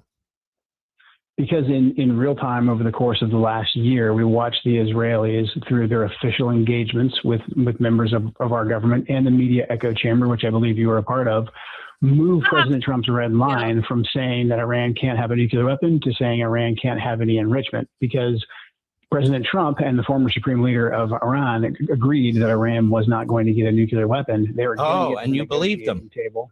You believe so? Well, I believe that 18 members of the intelligence. Well, apparently it wasn't 18 because the CIA director said you're wrong. What the assessment? Oh, we've got a very special conservative retard. Explain why everyone in Iran was celebrating. They weren't. They weren't. you consume conservative propaganda. You were fooled by conservative propaganda. If it's true that the Iranians were celebrating, then why in the ever-loving fuck haven't they risen up to overthrow that leadership? Because it seems to me as though Trump and the conservative media fed you all a load of fucking bullshit to convince you that the Iranians were all celebrating. They were all happy and they're going to rise up and they're going to take over and it's going to be great and we're going to have our great regime change, except the regime change didn't actually happen because they weren't all happy about it. And if you really think they were all happy about it, you have consumed far too much conservative propaganda, and I have to question if there's any hope in you becoming more hinged into reality. We don't consume conservative propaganda on the channel. We look at primary source evidence of all different sides. And if you don't understand that there were a lot of Iranians that were fucking pissed off, especially when you retards bombed a fucking school, if you think that they were all happy about it, I got a fucking bridge to sell you. That the coordinated assessment that the CIA sent to the ODNI said that they were not working towards getting a nuclear bomb because the supreme leader had a prohibition on the development of nuclear weapons. So you believed his fatwa. I mean, this is kind of foolish. So they put out a fatwa. The guy just lied about the distance. Hold on. The guy lied about the distance of their ballistic missiles in February. His foreign minister did. Then why didn't Iran have a nuclear weapon? They've been trying. If they've been trying. Then why didn't Iran have what? 2004. Why didn't they have a nuclear weapon? If Iran wanted, why do you think they didn't have a nuclear weapon? Because we and the Israelis and perhaps other countries stopped them with cyber warfare and other things. I'm not even understanding your argument. Let's try it this way. Let's go back to basics. No, we had no intelligence that said that Iran was working to develop a nuclear weapon. That information came from the Israelis, and then it came from WITS. The United States had no information that Iran was developing a nuclear weapon. The place the intelligence came from that said Iran was developing a nuclear weapon was the Israelis. Golly gee. What reason could the Israelis possibly have to give us intelligence saying, hey guys, listen, Iran is trying to develop a nuclear weapon? We didn't have that intelligence. The Israelis gave us that intelligence. That wasn't something that came from a source that we had. That came from Mossad. What possible reason could Israel have for giving us a piece of intelligence that said, we pinky swear, trust us, bro, they're trying to develop a nuclear weapon, which, P.S., by the way, I was to understand that we had destroyed their nuclear capabilities the last fucking time we bombed them. So why are they now saying, oh no, psych, pinky swear, trust us, bro. They're definitely doing it this time. It's not like we've been saying this for literally decades. Have you guys seen the compilation of Bibi Netanyahu? Literally for like 20 plus fucking years. Every single speech saying Iran is developing a nuclear weapon, they're 2 weeks away. Iran is developing a nuclear weapon, they're 2 weeks away. Literally, Bibi Netanyahu has been saying this over 20 fucking years. But no, it's got to be true this time. This time, no, we're just weeks away. We pinky swear, trust us, bro. Yeah, okay. Can we listen to that again? Have a nuclear weapon. They've been trying. If they've been trying. Then why didn't Iran have what? 2004. Why didn't they have a nuclear weapon? If Iran wanted, why do you think they didn't have a nuclear weapon? Because we and the Israelis and perhaps other countries stopped them with cyber warfare and other things. I'm not even understanding your argument. Let's try it this way. Let's go back to basics. No, we had no intelligence that said that Iran was working to develop a nuclear weapon. That information came from the Israelis, and then the No, fact it came that- from And look at how quickly Mark Levin interrupted him and didn't even let him finish this. No, it didn't come from the Israelis. It couldn't have possibly come from the Israelis. Bro. We're gonna teach you something. I appreciate you joining the channel today. I do appreciate you joining the channel. I need you to watch this very instructional information video on how you're gonna get the most out of this experience, though. Are you paying attention? If you take your top lip and connect it to your bottom lip, you will shut the fuck up. Sometimes shutting the fuck up is the best thing you can do. When you first join the channel, you really should be in shut the fuck up mode, because you have a lot of misperceptions and you have a lot of ideas in your head because you consume too much conservative bullshit, and we can all tell it. Everyone who's been on the chat and has looked at primary source evidence, we can all tell it, and we want you to be here, and we want you to learn, and we want you to listen. But I'm just telling you that right now there are a whole lot of people in the chat, some of whom have been where you are right now. And please let him know, if you've been where he is because you were once fooled by conservative propaganda as well, you let him know. You let him know in the chat, because I know a lot of you have been there before, but like, you need to do more listening and less talking, because everything you're saying is just wrong. It's just flat out wrong. Hey, Brucey, good to see you. Levin, a shock jock, is arguing with the former till 5 minutes ago head of counterterrorism about another country's military capabilities. Yeah. Yep. Jewish superiority, apparently. Witkoff, who directly said we were negotiating with the.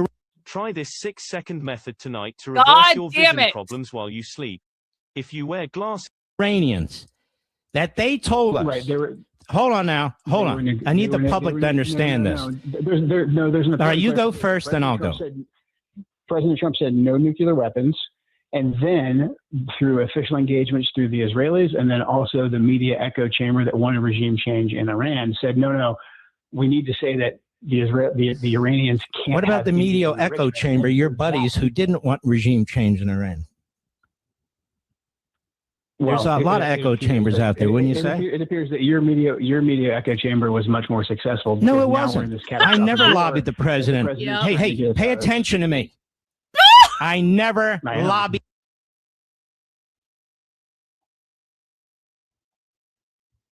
Listen, Goy, you better pay attention to me.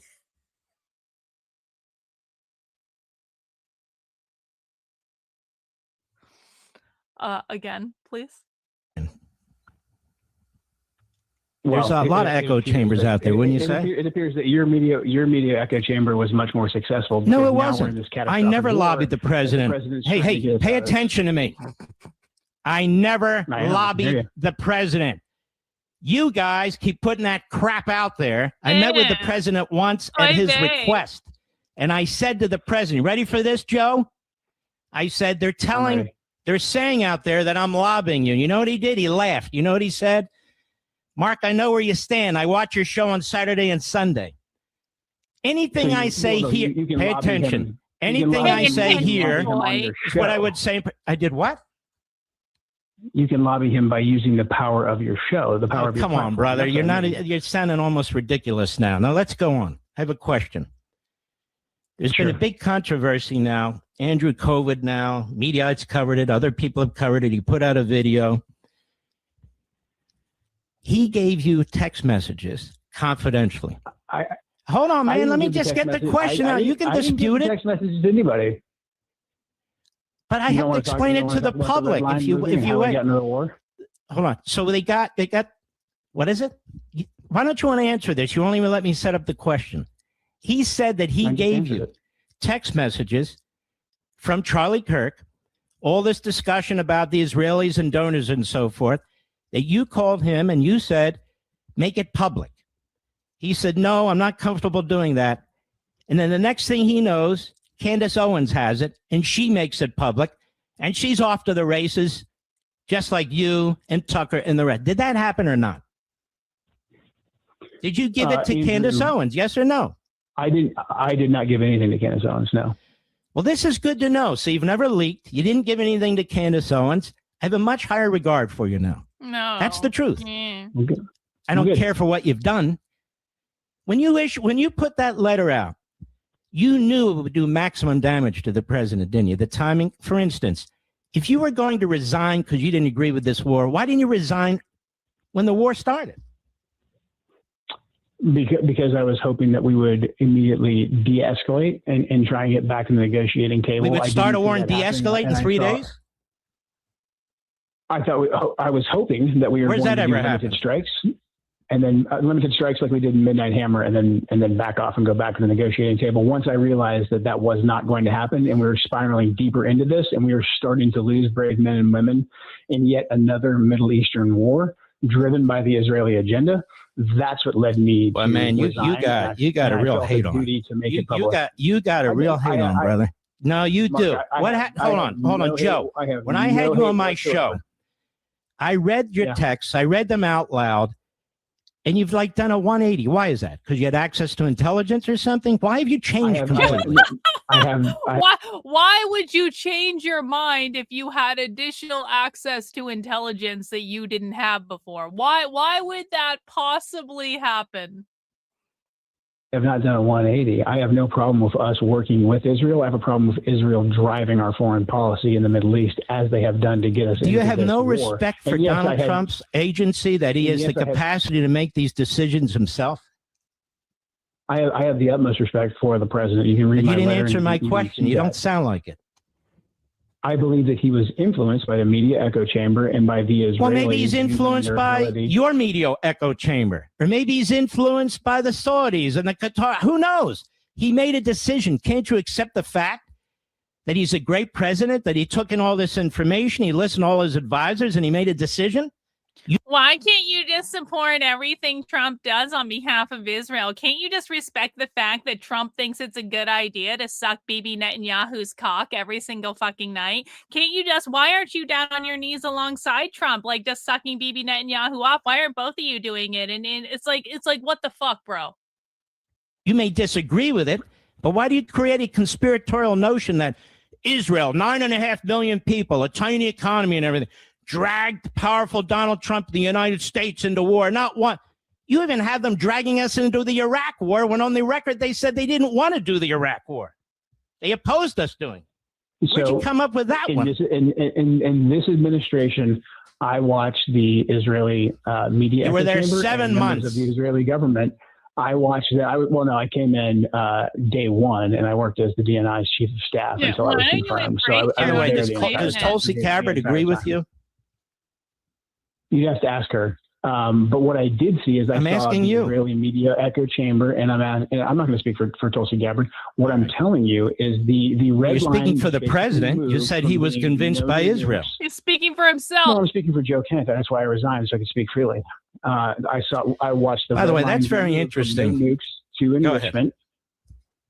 Go ahead. What we watched, the red line move from no nukes to no enrichment. That basically short-circuited the ability for there to be a deal, leading us basically to a military conflict that was driven by Israel. What does that mean? Slow down, Joe.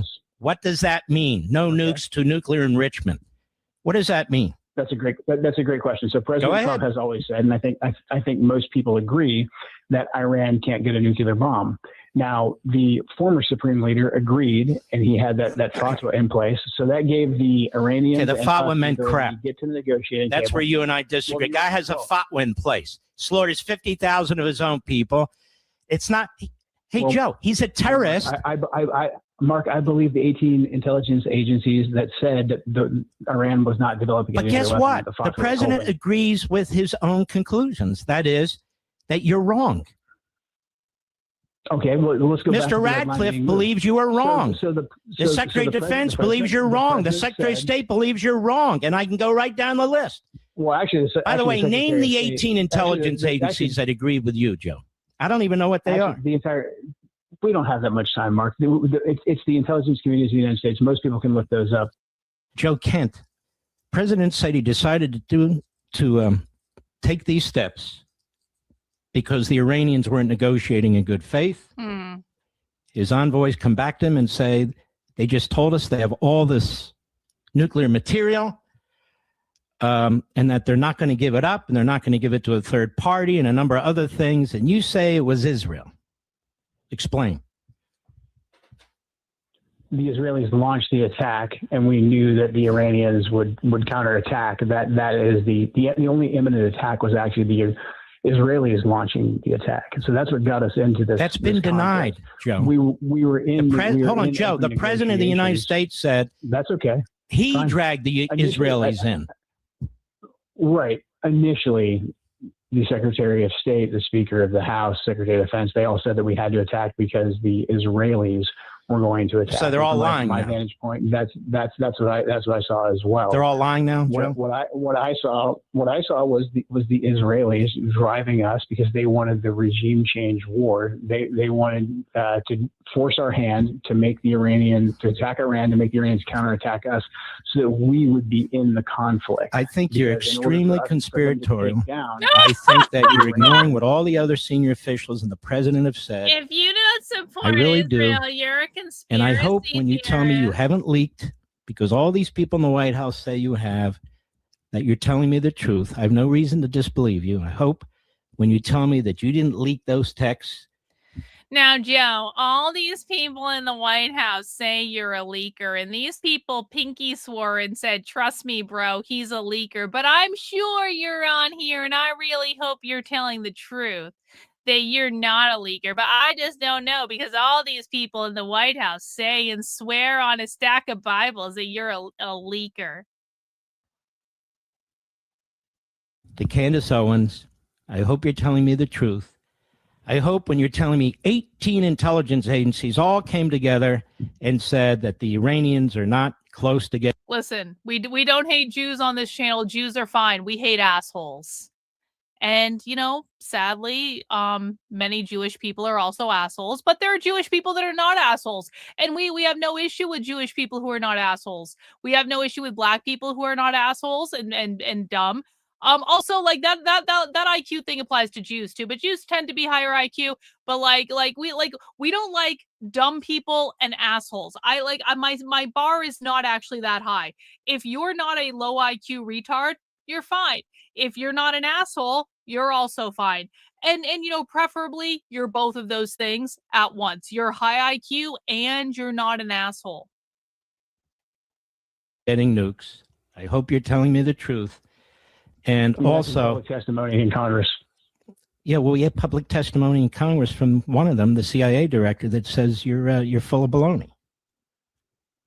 DOD&I, who's responsible for representing the 18 intelligence community, 18 But he's the agencies, CIA. He's the big Iranians dog. We're not. And I asked you what Gabbard, but I asked you Gabbard's attitude, and you said I have to interview her. Every blurry and low Oh, vision come on, sufferer must Rumble, try you this daily suck. ritual that is leaving doctors speechless. If you wear We did the assessment. Okay. You asked me about her. Who makes attitude. the final decision, Joe? Takes in all the information that the agencies put together. Who does that? You or the president? The president does, but in this case, the Israelis decided to Did the attack, intelligence which agencies drove- miss 9/11, or was that the Israelis too? Did the intelligence agencies miss Pearl Harbor, or was that the Israelis too?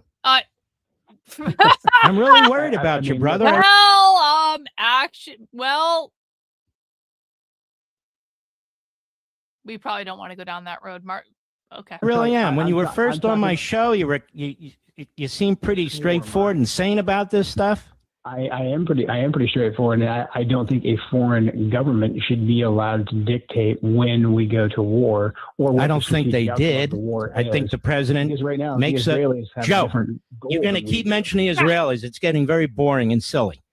The president made the decision. The president said he made the decision. The top brass. Do you think General Kane is a good general? Yeah, he is a good general. Do you think he's doing this because the Israelis want him to do it? How about He's not CENTCOM responsible for General making the Cooper? Is he decision doing of it? Is when he in for us to go service? to war.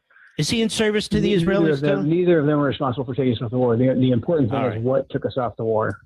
But they Okay. didn't resign in a public letter like you did either. Hey, Joe, I want to thank you for coming on. I really do. Thanks, Wish Mark. you the best of luck. All right. Well, I guess that is the end of the Mark Levin Joe Kent interview. But do you guys want to do a little after party? Do you guys want to do an after party? Because Mark Levin apparently thought that interview went so well that he then released a follow-up video saying, exposed Joe Kent. And it is that video that is currently pinned to the top of his Rumble channel because maybe Mark Levin's interview didn't go that well. And can we also just reflect on the fact for the moment? The pinned video on Mark Levin's Rumble channel, which I guess is like his main social media, only has 12,000 views. Now, some might say, Karlyn, you get a lot less than that. Well, yeah, sure, I do. I do very niche, high IQ content on the internet. Like, I'm never going to be like a mass. Like, I do okay sometimes. If I'm doing protest coverage, if I'm doing protest coverage, I get way more than 12,000 views. I'm just going to say that. When I am doing protest coverage in the height of protest insanity, when people are like looking for that kind of type of thing, I get way more than fucking 12,000 views. But like, I'm not Mark Levin. I haven't been a fixture on the conservative media scene forever. I don't have a show on Fox News. I'm just but a lowly streamer on the internet that talks about the far left and occasionally does really cool shit and shows you guys stuff no one else is showing you. Like, I am a subculture. I am not a mass media figure in any way. But even this interview with Joe Kent only has 37,000 views, and I kind of feel like, I mean, Nick Fuentes gets more than 37 people. Nick Fuentes gets more than 37,000 people watching him live every night on Rumble. So it kind of seems like maybe Mark Levin is maybe not as influential as he maybe would like to be. And maybe the only reason that Mark Levin has influence is because Donald Trump seems to believe he's a good tool for, again, kissing up to Israel. I'm just saying. Nick Fuentes gets more people watching him live than Mark Levin gets watching an entire fucking video about the interview with Joe Kent, which is something everyone was waiting for. So maybe we can just watch Mark Levin's little exposed video and just see what that's about. I will say I need to pee. And so what I'm going to do is I'm going to start this video and I'm going to make sure there's not an ad. And then I'm going to run to the little communist room. And you guys will have to tell me if I miss anything, okay? But let's just watch this video and see how he exposed Joe Kent. Trisha Heaton looks great at 67. Here is her number Yo! one secret. Regular milk Thanks, or oat Doug. milk? Oh, regular milk. W's. But only Appreciate casein it, bro. A2. You rock. Cashews or almonds? The president brags about it as he should. He brags about our bombers, our pilots, as he should. He brags about our technology as he should. President wasn't dragged into anything. You know, MAGA, 92% of you agree with what the president is doing. You support the president. They're at 6%. Joe Kent and his, they're at 6%. Mr. and Mrs. America, we're at 92%. And yet they claim to be MAGA and America first. You, me, people like us, we're MAGA and America first.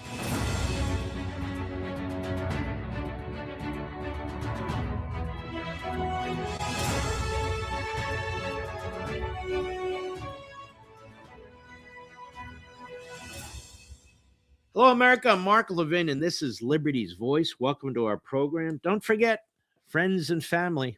Wasn't that like an AT&T commercial or something like that? But in any event, friends and family, tell them about Liberty's Voice. They can go to YouTube and subscribe, absolutely free. Rumble and follow, absolutely free.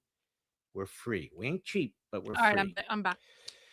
No one panic. Well, that was interesting last evening on radio, my interview with Joe Kent. Oh, this is like his after report. I noticed okay. the media has absolutely no interest in it. And the media that does is, of course, emphasizing the wrong thing. It was methodical, no Perry Mason moment, but I wanted to lock some things in as time goes on. So Mark Levin, in other words, Mark Levin knows that he completely fucking failed with that interview. Mark Levin got a metric ton of shit for the way that interview was conducted. And now Mark Levin has to go back and say, no, here's why you guys are all wrong and why I was really amazing in that interview. And it wasn't necessarily an L for me at all. I'm going to explain to you why it was actually a W for me and not an L. And that's precisely what happened. And so I decided to put together a summary of this, and I put now it we have a online for you to dossier. take Okay, a look Mark. at, because I think there are some very, very important factors here. let me just give you my overall impression. Number one, Joe Kent sounds very sane, very monotone, talked very quickly, and I couldn't hear everything he was saying, so I needed to slow him down from time to time. It's difficult when you have the earphones on and they're muffled and somebody's talking quickly, so I tried to slow it down a little bit. Number two, there was some talk over. Again, I couldn't hear him because you kept interrupting him, you when he was speaking douchebag. quickly, but I didn't want to hear the usual rants and the usual propaganda. I wanted to get as many questions in as I could. Number three, we had to take a hard break. And I noticed some people online are saying, he cut him off right in the middle as he was explaining something. No, in radio, we have what's called hard breaks. And he had plenty of time to speak. Uh-huh. Number Okay, four, Mark. I started off the hour with an opening statement to lay out everything that I had on the public record from Joe Kent and about Joe Kent. Now, why would I do that? Because everybody doesn't know who Joe Kent is. The vast majority of Americans, if you go up to them and ask them, who's Joe Kent? Then why did you invite him on your show? Then why did you invite him on your show? If the vast majority of people don't know who Joe Kent is and Joe Kent is really irrelevant, then why the fuck did you demand to interview him? Kent, they won't have any idea. And so I thought it was important in his own words, his own positions, what others have said, what's in the newspaper, to lay that out in about a 20-minute period. And then he was listening. No, I'm in, not knitting. My knitting's and he under would a have bunch an of stuff, so opportunity to it's speak kind to of a pain in any the of ass to get, honestly.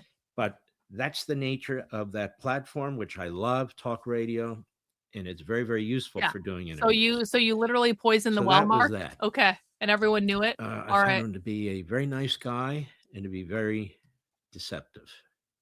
That's my impression. Very deceptive.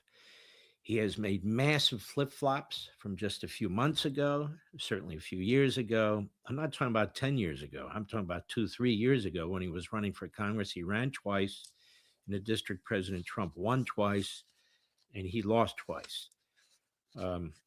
He's been accused of leaking, of being a relentless leaker, which he A denied. relentless leaker. Then why was he He's fired? under investigation. He said he's not aware of it. This is all public information, and I wanted to lock it down. So it was a methodical interview. That was the point, and to give information to the audience. It wasn't to have a Perry Mason moment or anything like that, because how can you have a Perry Mason moment when you're asking somebody, did you leak? No. Are you under investigation? I don't know. He said no, actually. What's your information that Israel did this? Well, I was there, things of that sort. But I wanted him to be fully on the record. So it wasn't a kiss-up interview like with Tucker Carlson or Megyn Kelly or whatever else he's going to do. So let's go through some of this because I think it's important. Some of the key takeaways. I put together a list of some of these key takeaways. I've posted it again because of the way the media has treated this. They either want something really hysterical, or their emphasis is on, as I said, really nonsense, or they're trying to protect him because they want to use him as a cudgel against Trump. And that's my point. He wants to be used as a cudgel against Trump and against Israel. I would say this. He's a more likable Tucker Carlson in some ways. That's the way I would put it. I don't think he's completely got the whole comprehensive mannerisms and statements and propaganda down, but he's getting there. He's getting there. And he's close to Candace Owens. He's close to Carlson. And he's close to these people who, well, many of us believe are really diabolical. I mean, Carlson the other day was praising Sharia law and Islam in the cities in the Middle East and how proud they are and what wonderful lives they have and so forth. I guess he hasn't talked to any of the women over there. He certainly hasn't talked to any of the Christians in any of these countries. I suspect he would never talk to any of the Jews in any of these countries, but for the most part, they've been removed from all those countries. So something really screwy with this guy, and I'll talk about him in the weeks ahead because it needs to be addressed again in a comprehensive way.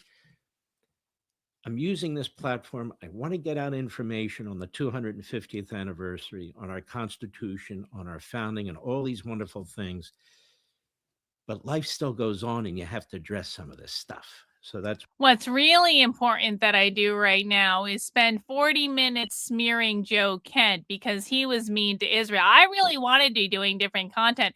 Hey, Mark, if you want to do different content, that is real fucking easy. You just literally do different content. You are the director of your own fucking show, bro. You decide what you talk about. I just can't believe we have to talk about this Joe Kent asshole. But I'm gonna do a whole 40-minute expose on him because he was a big meanie and he hurt my feelings. That's what I'm doing. So some of the key takeaways. I pressed Joe Kent on widespread allegations from multiple sources and in multiple news outlets that he leaked classified information, that an investigation started months and months ago, long before he resigned. And he just flat out denied it. I mean, I pressed and pressed and pressed, and he denied it. In my own case, I happen to know for a fact that one of the most senior people at the White House said that he, in fact, did leak the fact of my meeting with President Trump in June at the request of President Trump to Tucker Carlson. He has denied that before. Time will tell. All this stuff will play out. Time will tell. But he flat out denied it. He denied knowing about any investigation and so forth. Now, that's odd to me. How would you not know of any investigation when it's in the media that you're being investigated? At a minimum, you know what you're reading, right? But he's never been contacted, he said.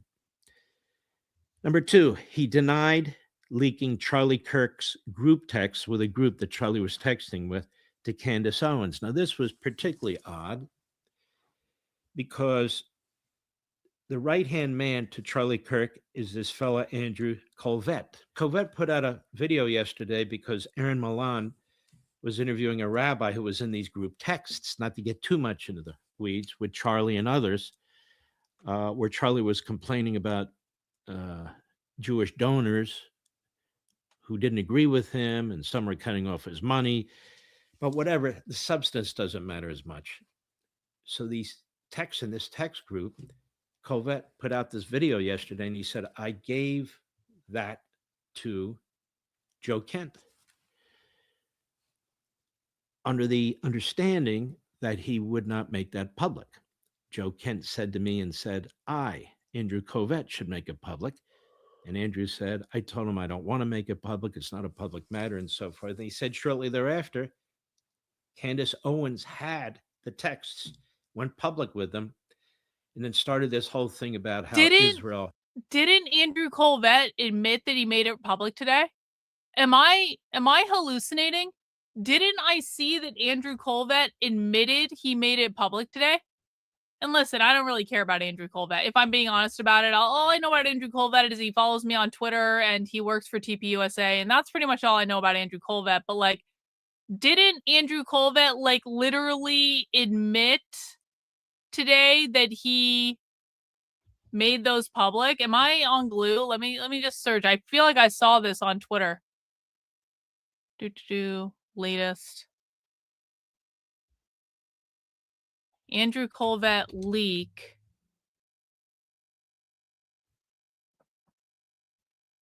I'll have to look this up because I swear that I saw that he admitted doing this today. Colvett sent text to several sources, but blaming Candace. Okay, well, I guess I gotta look it up then. Was likely involved in the assassination of Charlie Kirk. Every blurry and low vision sufferer must try this daily ritual that is leaving doctors speechless. If you wear glasses.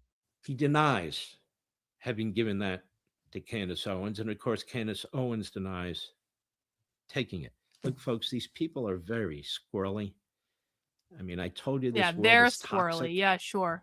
I try to make a bit of a bubble around myself. This is a poisonous platform. As a general matter. There are some stellar podcasters, earnest people, interesting. Some of them have nothing to do with politics. Some of them do. But the lowest of the low can be podcasters, and many of them are. And many of them that claim to be MAGA and all the rest of it, they're not MAGA. When they're attacking our country, when they're promoting China, when they're promoting Iran, when they're promoting Putin, when they're promoting Qatar and Saudi Arabia, and literally attacking American culture, American society, the Judeo-Christian belief system. Listen, I'm just going to say this. China sent me a $12,000 leather jacket for $400. That's more than Israel's ever done for me. I went to China and I bought what is sold in America as a $12,000 leather jacket. And I bought it from China directly for $400. And I just have to say that that China has provided me with many goods like that are absurdly expensive in America, but I can just go right to China and get them there for significantly less money. And so I don't know, man. China seems pretty great to me. If China can produce a $12,000 leather jacket that's sold for $12,000 fucking dollars in America, but they can actually allow me to buy it from them directly for $400 fucking dollars, and it's a beautiful leather jacket too. It is like way better than I thought it was going to be when I agreed to pay them money. I have to say that I'm kind of on China's side on this one, and I don't really care who knows it. China are our betters. They are our superiors. I bow down to Chinese ingenuity on the high-end knockoff department. They are superior to Israel in every possible way. And I'm saying, like, Israel hasn't given me a $12,000 leather jacket for $400. Israel's never done that. Israel hasn't given me a pair of Chanel boots for that, maybe aren't exactly from Chanel, but they're made by the same fucking factories and everyone fucking knows it. And they gave me a pair of Chanel boots for like $150. That was pretty great. China gave me a really nice Louis Vuitton Speedy that's like normally like over $10,000 in the store, and I got that for like a couple $100, and that was pretty great. And so if China can do those things for me, Israel's never done those things. Israel's never done those fucking things. And therefore I'm sorry, I just have to go with my own self-interest. I have to take my own side on this one. And yeah. Yeah, that'd be real smart. Personal shopping in China. That's what I'm really good at, apparently. Undergirds our society. Of course, I'm talking about Tucker and people of his ilk. Really troubling. So he denied leaking that information. He also accused Israel of a number of things. For example, he accused Israel of starting the Iraq War. Iraq with a Q, not Iran with an N. I have newspaper articles from that moment where the Israelis were lobbying the United States. In some cases, they're more high quality than what the luxury houses are making. They're not cheap, bro. They're literally exactly the same materials as exactly the same fucking materials. Do you know where the luxury houses make their stuff? Where do you think? Where do you think they make their stuff? Not to attack Iraq because they said Iran's a bigger problem. So they actually sent some of their envoys to meet with President Bush to urge him not to attack Iraq. Same fucking They didn't say factory. attack Yeah. Iran. They just said, we don't encourage you to do that because Iraq is needed as a counterweight to Iran. Well, the Israelis lost out. So how could you possibly argue that Israel was behind Iraq? And this whole notion where he's saying over and over again, Kent is, Israel was behind the 12-day military campaign in June. Israel was behind the launching of our military operations this time. I said, where are you getting this from? Well, it's obvious. It's obvious because he starts talking very quickly, and I had to slow him down. It was just talking What's too obvious? fast. I happen to know for a fact that Israel didn't begin its campaign against Iran in June until President Trump gave them the go-ahead. In many ways, it's the other way around. Israel Pinky is an swear, equal trust me, partner bro. with the United States, but it wants to take action if it takes action in partnership with the United States and vice versa. I can't help but notice that Mark Levin is presenting no evidence and is just basically ranting like an old man. Is this the episode where Mark Levin rants like the old man at Thanksgiving? Where he's like, I'm going to tell you kids what. It wasn't Israel that dragged Trump into a war with Iran. It was Trump who dragged Israel into the war with Iran. It was really Trump doing it. It's like this is the old drunken uncle at Thanksgiving, like ranting and raving and just like thinking he fucking knows everything. All these conspiracy theories that he threw around. So he accused Israel of starting the 12-day war against Iran and our subsequent bombing of the Iranian nuclear sites. The president brags about it, as he should. He brags about our bombers, our pilots, as he should. He brags about our technology, as he should. The president wasn't dragged into anything. You know, MAGA, 92% of you agree with what the president is doing. You support the president. They're at 6%. Joe Kent and his, they're at 6%. Mr. and Mrs. America, we're at 92%. And yet they claim to be MAGA and America first. You, me. There are going to be so many fucking people who are going to be shocked when the Republicans get slaughtered in the midterms. There are going to be do you guys remember what it was like back in 2022 when the Republicans thought they were going to have a red wave? And I was telling them for 6 months prior, I'm like, you're going to get your fucking asses kicked. And they're like, yeah, fuck you. You're a liberal. You're a communist. Like all this fucking bullshit. And they smeared me and doxed my boyfriend and all that stuff. And so like, you think that people were surprised in 2022 when they got their asses kicked and they were coping saying, we still won, because they won a 2-seat advantage in the House and they like lost the Senate. Can you imagine how caught off guard people are going to be this time when they're listening to this bullshit? And Mark Levin saying, see, 96% of people agree with us. It's only the 6% of people that agree with them. We're the vast majority. This is like when the Democrats gaslit everyone in 2016 into believing Hillary was going to win because they controlled the media, but it wasn't hinged into reality at all, and everyone was shocked when Hillary lost. It's exactly the same thing. Conservative media keeps shilling this bullshit to their audience saying 100% of Trump supporters are Trump supporters. And then they're like people are not even going to see it coming that the Democrats are going to kick their asses in the midterms. And it's going to be glorious. I'm actually really looking forward to it. We should start doing a countdown or something. People like us, we're MAGA and America first.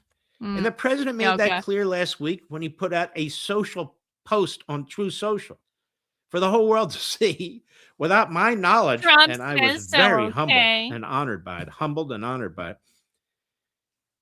Defending me and supporting me against all these other people. And yet they keep claiming to represent you. Really? Really? When they say that we're going to have to get used to the fact that China is going to have to be sort of an equal player with the United States. By the midterms, I should in theory already be at the weight I want to be at before the midterms. I should in theory get to the weight that I want to get to probably this summer. And so if I'm losing at the weight that I am, I'm not going to become a fucking skeleton or anything. But like if I'm kind of on pace right now to be there well ahead of the midterms. And I'll tell you what, at some point, I'm going to start eating carbs again at some point. But like we're in an emergency crash diet situation right now, so I can't eat fucking carbs. But by the midterms, I'm going to have a whole plate of fucking pastry appetizers. I'm going to tell you that. Excuse me? China hears that. That's music to their ears. We should be the number one superpower. We can't give that up economically and militarily and geographically. And yet Carlson and he's not the only one, I need to get Olive Garden. Well, we have to learn to get along. That's different, getting along, than not being the number one superpower on the face of the earth. Look, folks, there's good and evil. We're good. They're evil. Let's go on. So Ken insists. Listen. There's good and there's evil. I'm good. If you don't agree with me, you're evil.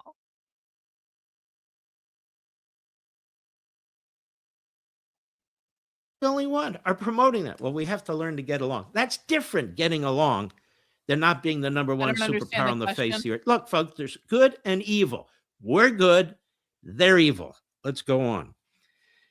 So Ken insisted that Israel was going to attack Iran several weeks ago, and again forced President Trump's hand to launch our current military campaign. The president says that's not true. He's made a public statement saying, actually, it's probably the alternative, the opposite. That I, the president of the United States, decided that we were going to move, and the Israelis agreed with us. He said it emphatically. The cabinet members who were involved in advising the president, and Joe Kent's neither a cabinet member nor was he involved in advising the president, they said the same thing. Ratcliffe, the CIA director, is a cabinet member. He said the same thing. So who are you going to believe? All of them or Joe Kent? Now, keep in mind, Joe Kent was cut out of the process. Now, keep in mind that even though Joe Kent said he wasn't cut out of the process, I'm saying he was cut out of the process. One in the chat if you believe all the people that Mark Levin says you should listen to. Two in the chat if you believe Joe Kent. You have to choose one or the other. One in the chat if you believe all the people that Mark Levin says you should believe. Two in the chat if you believe Joe Kent. Mm-hmm. When I pressed him on that, he wouldn't admit that he was cut out of the process. President said yesterday, look, I barely know the guy, met with him a few times and so where Joe Kent leaves the impression that he was in on everything. He was not. That's not what he said at all. I point out, he keeps saying 18 intelligence agencies agree with me, Joe Kent, that Iran was not on the cusp of getting a nuclear weapon. I asked him to name them. And he wouldn't. So we don't have enough time. No, he did actually. He said all the intelligence agencies. I bet they don't agree with you. Oh my God. I know one of them doesn't. Oh. The director of the CIA, which is the key one. I asked him if Tulsi Gabbard agreed with him. He wouldn't say. He said, you have to talk to her. That was interesting. This is so bad. Talk to her. But there was more. And there was interesting information I thought we gleaned or confirmed in the interview. Again, it was more methodical. So It wasn't just, well, did you hear what he said? I thought the whole thing was, did you hear what he said? But it doesn't matter. It was methodical. He was locked in and he repeated some things and he did evade on a number of things. And I'll get to that in a minute. So he insisted that Israel was going to attack first. There was a report out yesterday in the paper, one of these papers, I don't know if it was the United States or Foreign Press or what, Israel Press or whatever it was, that said that Trump and Netanyahu were on the phone deciding when to start. And one of the things that caused them to do what they did when they did was intelligence about Khomeini and his top people, that they were going to have a meeting that day. And that's why they attacked. And that's why they attacked him during the day, because they wanted to take him out and cut off the head of the snake, which is exactly what they did. So there's nothing nefarious about it. Nobody's leading the president around by the nose. We know Donald Trump. He's the last guy who's going to be led around by the nose. It's just ridiculous. He insisted that Khomeini wanted a peace deal. Hello. He said Khomeini put out a fatwa, religious declaration, that it was against Islam to have a nuclear weapon. He said that to me, my jaw almost hit the table. So here we have a terrorist regime that has been spending years. It really does, developing doesn't a it? nuclear weapon. There's simply no dispute in this. The public record is clear. 22,000 pounds of nuclear material, trying to build ballistic missiles that can reach the United States. And now we know they can build ballistic missiles that can reach every major capital in Europe. They lied about that. Khomeini himself said, and his foreign minister in February said, that they only have ballistic missiles that can go about 1,000 I know. miles, give or I take. totally agree. I'm like, Well, this one went 2,500 miles. Diego Garcia Naval Base, a joint naval base with the British. it's the same thing over and over and over One again. of the missiles failed. Another missile just missed. This is like the very definition of like just repeating the same bullshit over and over and over again, knowing that if you repeat the same bullshit enough, it'll get in your audience's head and they won't be able to forget it. Target, but every blurry and Oh low my visioning God, sufferer must try this fuck you, daily ritual that is leaving doctors speechless. If you wear, it showed that they had the capacity for mid-range intercontinental ballistic missiles. That was a new finding. I don't know if the 18 intelligence agencies knew about it, but I don't think we did know about it. It would take no time at all for the communist Chinese to help the Iranians. They're not communists. Sorry. With an ICBM that can reach the United States. This is a big deal. And part of the problem that the president was dealing with and Israel was dealing with were their building of these ballistic missiles. They were able to I want everyone to keep in mind that this is the guy that Trump promoted and endorsed and said was an American hero and yada, yada, yada, yada, yada. This is like Trump's favorite fucking guy. What does that tell you about Donald Trump? That Mark Levin is like one of his favorite people. Build them now almost on an assembly line basis because they got tremendous help from China on the technology and on the fuel. And so they were building them at a rapid pace. So you see the damage these ballistic missiles can do, even if you put aside nuclear warheads. These are massive missiles. They're the size of a full-size yellow bus, and they are loaded with explosives. And now they're having explosives on explosives that trickle down in other forms of miniature bombs to do maximum damage to civilians, which, by the way, is a war crime. But do you think the Islamist Nazis in Tehran care about war crimes? They're hanging their wrestlers. They're killing minors. They're hanging 14-year-olds, 15-year-olds, 16-year-olds. It's just so horrendous, this regime. It's so barbaric. And for somebody to pretend the head of the most barbaric regime on the face of the earth, he put out a fatwa. He promised. They're not working on nuclear weapons.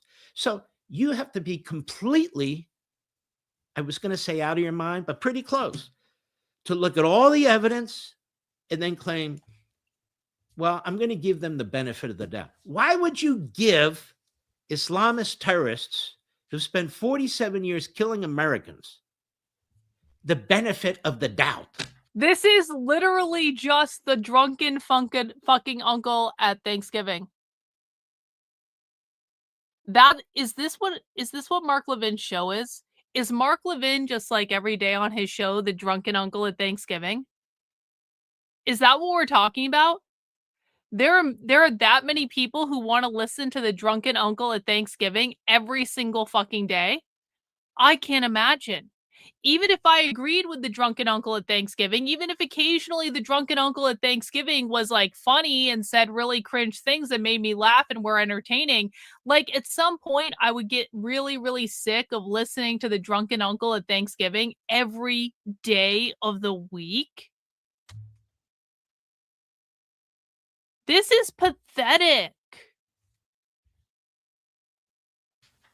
And what if you're wrong with your benefit of the doubt? That's like a suicide bomber with a nuclear weapon. By the way, Whatnot update. It appears that one of my favorite streamers on Whatnot is about to run a Rolex for $1. That's pretty exciting. That's pretty exciting when someone runs a Rolex option for $1. Do you guys want to tune in? Whatnot break. Whatnot break. Let's actually look at Whatnot. Let's watch this. He's about to run a Rolex for $1, guys. He's about to run a Rolex for a fucking $1. Do you guys want to see how amazing Whatnot is? Hopefully it loads my browser. Come on, Whatnot, load. I need to bring this up on the TV. Whatnot. I'm trying. Okay, listen, watch, pay attention. It would not go well for me. Yo, if you want a lunch break, you better find a way to go to your fucking car right now. He's gonna run a Rolex for $1. Should we get him excited with some expensive stuff? Oh man, you're not doing it Greg, yet. I sold. You asshole. Oh, aubergine, brother. I'm gonna tell you right now. I don't know if this is aubergine, but this is Yacht Master. This is Yacht Master right here. Look at that. Look at that pretty watch. Yelena, which one is running? Tell me which one to run, and I'll run it. Yeah, Yelena, run you tell it. me. Run I'll literally run the one Run you the want me to Rolex. run, Run the Rolex. You tell me, Yelena. Run Being the dead Rolex. serious. Do it. Straight up. So isn't this better than Mark Levin? I value what you would ask me to run. Isn't this like way Any better big buyer than that Mark has Levin? a question for me to run one, I will do it. Can Do I it. pick King? I mean, I haven't seen anybody say an exact one just yet. I saw one person, illusionist, said the linen. Linen, I'll run you. I mean, bro, I already told you I would do like 5,500 on it, man. Like, if I do it at $1 and you get it for less, congrats to you. So I might do that too. Somebody said lame. What's lame, I'm bro? not gonna bet. That I'm doing I'm a not dollar gonna start. fucking Rolex. TM, No. you want the 34 TM? I'll do the 30. I'll do the blue, bro. TM, but don't cook me on it, actually. I'll run this for you, bro. I will 100% run this for you. Oh yeah, do it. If you're interested. Yes, do it, Blade. I will run that Do for it. you at $1. Running Rolex at $1. You tell me what you think. I have 3 people so far with serious requests that I will do it. Let me see what you got. Guys, you have literally 15 minutes to tell me which one you want. Alina, you need to go ahead and tell me right now. Every single person that's a top buyer who requested what. I need to know right now who requested what. Okay? That's what I need to know. All my top buyers. Illusionist said, I'm in on the linen. Okay, bro. Do me right. It's not as bad as to get cooked. I love a bigger one, but I don't want you getting cooked. TM, cook me, bro. You got the bread, bro. Why you downloaded this shit to cook me, bro? Come on. For me, man, I gotta sell insane items like these Burberry poppers. Isn't this more fun than watching Mark Levin? Should we just watch Whatnot on my? We should just watch Whatnot on my stream. So I feel like this is like much better than Mark Levin. Do you guys want to see him run a Rolex for $1? Do you guys want to see how that goes? Looks like he's gonna run some other stuff in the meantime. He's like waiting for all of his big money Rolex buyers to get in there. It's exciting. It's exciting. Well, he's gonna lose money on it. So he ran a Rolex for $1 the other night, and it was really exciting, and it was a really nice Rolex too that had all sorts of like aftermarket diamonds on it. But like it ended up going for like 6,800, which he said was 2,000 under his cost. So he would have lost $2,000 on that Rolex, except that the payment didn't go through, so it didn't fucking matter. So they lose the people that do this stuff, they lose money on a lot of the stuff, but then they make money on the other stuff. And so like if you do a high enough volume of it, it evens out, and he does an extremely high volume. So yeah, should we just like watch Whatnot on the channel? All right, let's go back to Mark Levin. I'm gonna keep an eye on the Whatnot auction, and when he runs the Rolex for $1, we'll go back to that. We're gonna eat our vegetables, and then we'll watch Blazendary run a Rolex for $1. Okay, continue laughing and making fun of Mark Levin. I know this is really awful. But I know. But we need to eat our vegetables. I'm keeping an eye on the auction. When we run a Rolex, I'll go back to it. But we need to do this, guys. We need to do this. Okay. Suicide bombers. You know, the communists don't have suicide bombers. They want to live. Oh yeah, you can buy electronics. Yeah, 100. Not him, but the like you can. Nazis live to die. And the people can't Islamist seem to wrap that Nazis. around their heads. It's just ridiculous. It is a suicide death cult, because that's how they get to heaven. That's how they serve God. That's how all these things fall into place. So he insisted that Khomeini wanted a peace deal. Well, that's not what the envoy said. The envoy said that they were stiffing them. The last 3 negotiations, the last of the 3 negotiations, they couldn't get a written offer of peace to take back to the president, or to show our nuclear experts at home they wouldn't do it. Now you understand Reagan. Now Reagan's like, maybe I am going to sign up for a Whatnot account, because it's not just about buying shit, Reagan. I don't buy shit a lot of the time. Most of the time I don't buy shit. It's just like, wasn't that escape into Blazendary's stream a beautiful escape? Can we all just reflect on this? Can we all reflect? Hang on. Can we? 5, 4, 3, 2, it's 1. Let's go. Let's go. It's beautiful. It's beautiful. Chat and done deal. It's a beautiful escape. It's a beautiful escape. There's no politics on Whatnot. People don't talk about politics. If they do talk about politics, usually someone is like telling them to stop in the chat. No politics on Whatnot. No religion on Whatnot. There's just consumerism and capitalism, and here's a bunch of cool shit that you can buy for way under retail value. And it's just like it's very zen, isn't it? It's such a simple thing, and it's so fucking zen. And it's like, I feel like it's made me like calmer and that I don't get like anxiety about all the dystopian shit that we do. It's just like, it's just beautiful. It's colors and lights and excited people. But everyone is happy on Whatnot, guys. Everyone is happy on Whatnot. You want to know why? Because they're all shopping addicts and they're all getting a fix. Every single time they swipe on that thing, they are getting a fix of their addiction, and everyone is happy and they want to be there. I'm just saying. It's a beautiful, beautiful, beautiful thing. All right, back to Mark Levin. I'm going to bring him back up when they do the Rolex auction. They were dragging their feet. They made it clear that they could have 11 nuclear bombs in 10 days. So Joe Kent hears all this and looks at all this and blows it off. What? Nothing imminent here. The fact that they have nuclear material, the fact that they say to our own envoy, who tells the president that we can make 11 nuclear bombs in 10 days. In fact, we can make 25 nuclear bombs in 6 weeks. You just ignore that, but he put out a fatwa. He put out a fatwa. Taqiyya, I think, is the word that's used by the Islamist radicals. You're allowed to lie and cheat and scheme and deceive and connive and all the rest of it if it's for the purpose of advancing the cause of Islam. And the cause of Islam, they say, aren't Jews allowed to lie to the Goyim?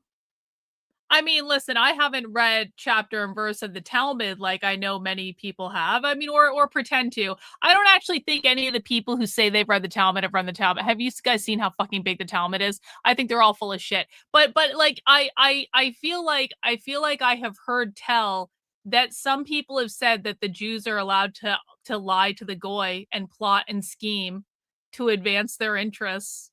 Am I making stuff up, guys? say is to conquer the rest of the world, to devour it, to consume it, and to those who don't bend, to kill them and destroy them and all their institutions. Now, this guy, he was a relative bigwig. He was the deputy to Gabbard. He was the director of national counterterrorism. I'm just a schlub sitting out here reading all this stuff. And he's supposedly on the inside gathering this information. No anti-Semitism allowed. Disconnect. This is why they cut him off. This is why the president decided to do what he decided to do with the advice of his senior and serious advisors. This is why General Kane is involved, the head of the Joint Chiefs. This is why General Cooper, head of CENTCOM. I said to Joe Kent, well, they didn't resign. They didn't protest, and he gave some mealy-mouthed answer, right? Well, they're soldiers and this. Okay, well, you're a senior or quasi-senior appointee. I also questioned him on his letter. I said that letter was performative. First of all, why did you issue it when you did 3 weeks into the war? Mark Levin is telling Joe Kent he was performative? And he thought, and he said, well, because I figured the president would de-escalate very, very quickly. So why would the president launch a military operation and then de-escalate very quickly? That doesn't even make any sense. Can you give me an example whenever that's happened in history? And he just moved on. He timed it for maximum damage to the president, to the mission, and maximum promotion of himself. I don't know where he's going to wind up, but I'm guessing he may want to run for office again. Maybe he wants a speaking, or a role at CNN. I don't know, but there's something going on here. There's something going on here. There's something going on with him. Again, he comes off very sane, very logical, but very ridiculous if you really listen to the whole thing and follow it through. I'm doing this in case you choose not to listen to the whole thing, like the rest of the media. Now, throughout the interview, I don't know how many times he mentioned Israel, but it was a lot. Well, and Israel was behind every curtain, behind every wall, true. In every closet. Yep. It was looking over our shoulder. It was telling us what to do. So real. It was dragging us into wars. Yes. Wars that they even opposed. It was Wow. really an obsession. It was. They play it both was, sides, don't they? Almost like a tick. It was just very strange. Like these others who are out there on the Mark Levin is like, Joe Kent just had this compulsion where he just had to mention Israel. It wasn't even a conscious thing. It was like Tourette's. Joe Kent has like Israeli Tourette's, and he just mentions Israel, blurts Israel out for no reason because the Jews would never do anything wrong. It was they've been kicked out of 109 countries because of everyone else, because everyone's so anti-Semitic. I really got to work on the Jewish accent. I've got the Southern accent, I think. We're continuing to evolve the Jewish one. I'm going to get better at it. It's a new thing. I'm learning a new skill. Don't make fucking fun of me, okay? It's like, we'll figure it out. Reich, R-E-I-C-H, podcast circuit and so forth. That's what it sounded like to me. And you can make up your own decision on that. He repeatedly accused Israel Reagan of just wants me to move on from the South. Like the president doesn't have independent agency, thinking processes, and so forth. I thought it was very demeaning of President Trump because in order for him to keep up his assault on Israel... Reagan's going to be encouraging me to adopt the Jewish accent, so I stop doing the Southern accent, and I just default to the Jewish accent like at all times. Reagan's going to be like, Karlyn, here are some instructional videos that you need to watch about how to say these words more correctly. Israel, he had to keep up an assault on the president. That the president is some kind of a know-nothing, just roaming around, a willing dupe. And when he was explaining his arguments, it sounded more like Biden to me. You know what I mean? But you must have no respect for President Trump to think that he conducts himself this way. Everybody who's actually close to President Trump knows that he doesn't. Anybody who actually knows President Trump knows he doesn't. And Joe Kent really didn't know President Trump. He really didn't report to President Trump. He was an independent actor. And they started to wall him off. Now, the guy was in that job for 7 or 8 months, apparently 3 to 4 months of which he was cut out of the process. That is the Iran process. I didn't say that. Everybody else has said that. Everything I'm telling you is on the public record. Joe Kent denied that, though, Mark. Kent ignored repeated declarations by the president that he would not allow Iran to get a nuclear weapon. And I pointed out to him, he's the elected president of the United States. He gets to decide when to act. If some preemptive activity is necessary, they can call it imminent or not. This is a word that's thrown around left and right, but they never define it. What do you mean imminent? It has to be on the launch pad?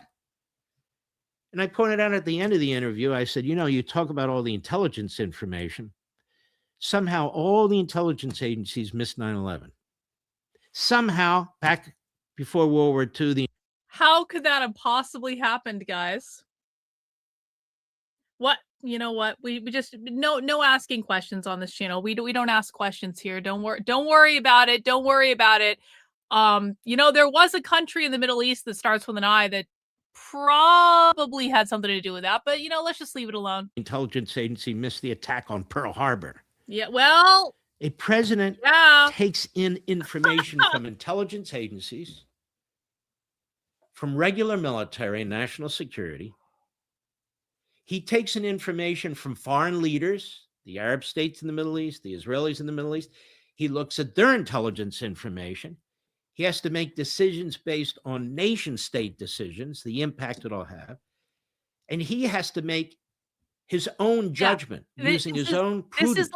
This is if how rest and anti-inflammatories really work, then why do the best cared for athletes in the world do something completely? This is like the entire purpose of this video is the interview with Joe Kent went so horribly for Mark Levin. And he got flamed all over the fucking internet for it. And so now Mark Levin has to do a post-interview monologue to say, no, guys, I was really right. I was like, you're all wrong about me and how much I sucked in that interview. Here's all the reasons. He has to reframe the whole fucking thing again so that he feels like he has control over it. Kind of seems like something a narcissist would do to me. I'm not diagnosing anyone, but that's what narcissists do is like when something goes horribly wrong and they get a fuck ton of negative feedback, that doesn't make them feel so good. They then have to take control of the situation to reframe the entire narrative, say, no, it's you that doesn't understand.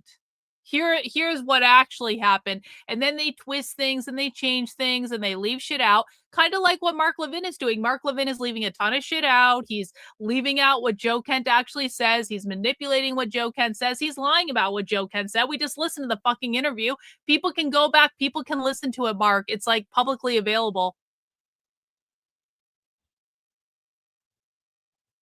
What's best to do and not to do. Yes, it's pinned video. Has less than the interview. So-called Yeah. 18 agencies, and I don't even know what 18 agencies he's talking about. He doesn't know what 18 agencies he's talking about because I asked him to name them. As I said, well, we don't have enough time. You can Google it and find it. No, he didn't know. I don't even know what they are. And I gotta served start in listening to Fran Drescher. the Reagan You're right. administration. That's a good But idea. the point is, you may have agencies that disagree with each other. And again, the president has to make a decision. You may have the CIA director that says they're washed up. You had Radcliffe, who testified under oath twice, first in the Senate and the House, that said Joe Kent was wrong. He said the threat was imminent. He said about the distance of the ballistic missiles, it was just a matter of time until they could reach the United States. And he seemed totally put off by what Kent had said, as the rest of them have. He cited Rubio. He said Rubio even said that the timing was based on what Israel did. Rubio clarified later what he said, not because he was pressured, but because he was taken out of context. I'm fundamentally suspicious of you being here, but I'm going to allow it for right now. Rubio was talking about them discussing the timing of the attack, not the fact that an attack would occur. Would it occur that day, that morning, at night? When would it occur? And now we know again from a published report, it's public, that they had a conversation, the president and the prime minister, because there was intelligence. I think the article said the Israelis had intelligence. Khomeini was meeting at this time, this place, with his senior staff. And that's what caused the action. And that was what Rubio was talking about, the tip-off in the phone call about what was taking place on the intelligence. But if you're going to spin, you're going to spin. So Rubio says what he meant, and we have to ignore it. Radcliffe said what he meant, and we have to ignore it. We have a whole decades full of activity by the Iranians, and we effectively have to ignore it because they really want peace, and they want to negotiate, and they put a fatwa out. So I said to Kent, what if Israel never existed? What if there was no Israel? Can we wait, just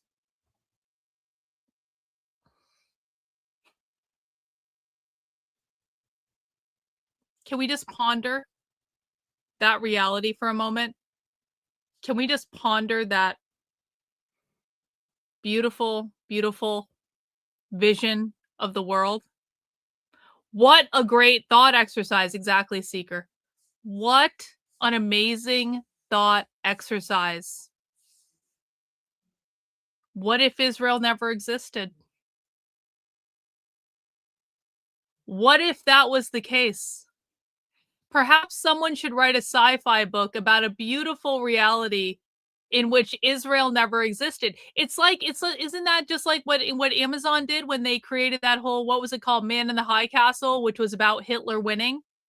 That was just a thought exercise. Man in the High Castle was just a thought exercise about what would the world look like if the other guys had won. And I'm sure it was a completely accurate rendition of what would have happened if they won and all that stuff. I'm sure it was exactly right. But can we just do another thought exercise where just like, how different would the world be today if Israel didn't exist? Now, I'm not calling for the eradication of the Jews. No anti-Semitism allowed. We're not trying to Holocaust anyone. I'm saying that the Jews are very happily living in another country, completely unharmed and able to live like normal human beings. No one is talking about anyone being fucking Holocausted. No anti-Semitism on the channel, disavow. I'm just saying, like, what country did the Jews actually come from? Does anyone know? Didn't the Jews actually come from another country that was not the land that is Israel? Like, didn't they actually come from somewhere else? I feel like I've heard this somewhere. I'm sure someone knows in the chat. Where the fuck did the Jews actually like originate from? What if they just went back there? What if they just went back there and created their own colony of like where they like basically like a reverse concentration camp where like it's where all the Jews live, but they're not being concentrated there. It's just like it's the reverse. They're all choosing to live there. They've cordoned off a little area in their native Kazakhstan or wherever the fuck, and they get that country and they're doing great, and it's amazing because it's totally Jewish led, and of course the Jews are superior to all of us. Again, disavowing anti-Semitism, we don't allow it on the channel. But I'm just saying, like, what if the Jews were somewhere else, concentrated in another part of the world, in a little area where they all lived and kept to themselves, so they didn't bother anyone else? And what if Israel never existed? I feel like we've just figured out world peace, guys. I don't want to go too far. I don't want to go too far. But we may have just figured out a path towards world peace. Have we actually achieved world peace tonight on the channel? I think we may have. Every major attack that the Iranians launched was against us, the United States. Those were our Marines and soldiers and sailors in that barrack in Lebanon, 241 of them that they murdered in their sleep. Those were our two embassies in Kenya and Tanzania, where 200 people were killed that they blew up with Hezbollah. The Khobar Towers was our Air Force facility in Saudi Arabia. They wanted to assassinate and tried to assassinate our president. There are terror actions on airplanes. There are terror actions in restaurants, terror actions all over the place, having absolutely nothing to do with the state of Israel. He had no answer to this. But he shucked and he jived and he would talk on in a very sane kind of way. Do you know the media hasn't printed any of this? Hasn't reported any of this? Isn't that incredible? To at least confirm what the man is saying and why it doesn't even make sense. That's okay, because I'm here and I'll continue to press the point. One of the most preposterous and pernicious things that Kent did is when he went on Tucker Carlson's program, which is preposterous and pernicious in and of itself. But he goes on the program. He talks about the Charlie Kirk assassination at Carlson's prodding. Remember what I said earlier in the program about Andrew Colvin and the texts and how they were leaked to Candace Owens and how she has used that to say basically. Yeah, so that's what I said. That's what I said. I swear I saw somewhere that Andrew Colvin admitted he leaked the text messages to Candace Owens. And Mark Levin accused Joe Kent of leaking the text messages to Candace Owens. Everyone and their mother was accusing Joe Kent of leaking the text messages, but Andrew Colvin leaked the fucking text messages. Okay, hang on. He's got the Rolexes out again. Hang on, let's check in with Blazendary, see what's going on. Look at his Rolex box. That's new. That's very nice. Is he gonna do it? Is he gonna auction it for $1? Guys, you think it's gonna happen? Is he gonna auction it for $1? Oh, you turned him on? I got stopped. Mike, kill the light. Mike! R.I.P. The dramatic effect. There we go. Sometimes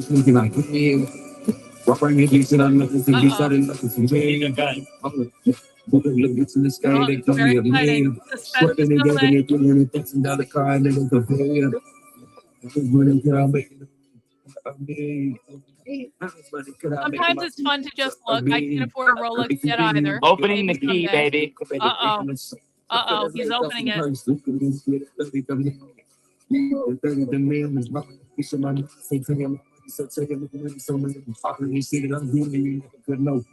Are you guys more excited to watch the $1 Rolex auction than you are to watch Mark Levin?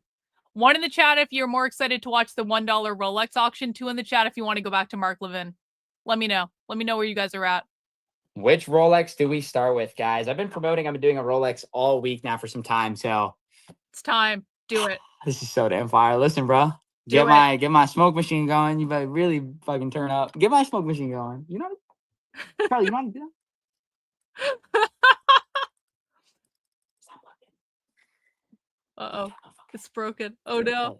Oh no. Oh, yeah, we need that boost. Oh, no. We need that boost.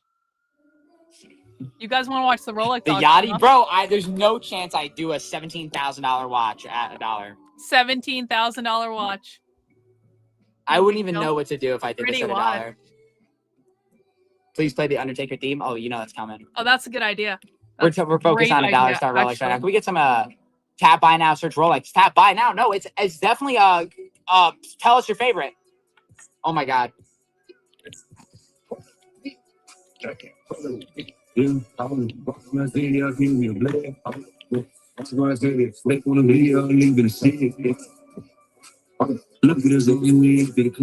Yo, this guy does. This guy's doing well. This guy is doing very, very well. So let's not shit on him too much. He knows what he's doing. Run the watch. The red 41 mil. Jack, are you Jack? Give me a realness out of 10. Jack, give me a realness out of 10. How much are you gonna actually buy that for? Rico Suave, that 1991 bust down aftermarket bracelet and diamonds. How much are you actually gonna buy that for? I need to know. Genuinely. There's a red face. Here, you want to start pulling them out, Charlie? As you go ahead and do that, I'll start pinning them up. That's the red face. I'll bid on the linen. Don't worry, we got you. The red, guys, the red's going for lit, bro. That red one is actually in stores for 14 grand, so I don't want to hear it. Yo, that's the linen right here. Let me get that pinned up. Beautiful. Yup. What else we got? We got the 36 mil. Full ice. Oh, I think the smoke machine's ready. Pretty. I think I saw a little. Oh, it's so pretty. Oh, yeah. Just takes a sec, I think. Yeah, there's a giveaway. Yep. I thought that was Steiny in the back. Oh, I love that. That is the best comic. So, yeah, that right? I get it every day. I know. It's not even like it's like all right, you know. It's not like the worst. But it's like Steiny, you know. Look at how happy everyone is. Oh, can I do local pickup? So we'll make sure it's shipped, guys. We've never had any knock on wood, no issues ever with our shipments and stuff. Everything's recorded. I don't like that one. Oh, let me tell them. Damn, I don't like that one at all. So you get your item from here to the post office truck in literally like everything's recorded. No. I feel exactly the same way. I feel there's no way in this, you can get fucking fake Rolexes. Like if you really want that look, just go buy a really nice fake Rolex. It's really not that big a deal. Like you can do that. You can buy there's so many different variety of fake Rolex. Like just go. But I can understand like you want to resell it or something like that or like whatever. But I would never pay that much for a watch. I would never happen. I don't wear watches enough to make it worth it. Yo, is it actually? But I like watches. Oh. Is it time? Yes. Can we do a Rolex for $1? Yes. Do it. Is it time? Yes. Yo, we're gonna give away. Hang on, don't do a giveaway. Don't do a giveaway. Don't do a giveaway. We're gonna do a free Undertaker theme.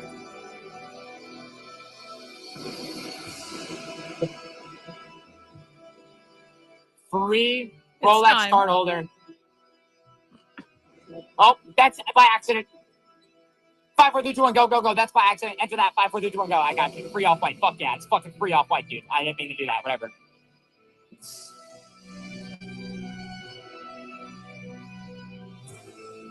Ready? Do it. Free Rolex card holder.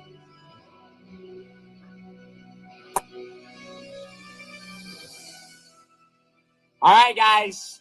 Which one are we doing? I need a top buyer to tell me right now. I think I need a top buyer right now to tell me what are we doing? Should I get her started, bro? Should I get her started? Should I get her started? Do it. Look how happy he is.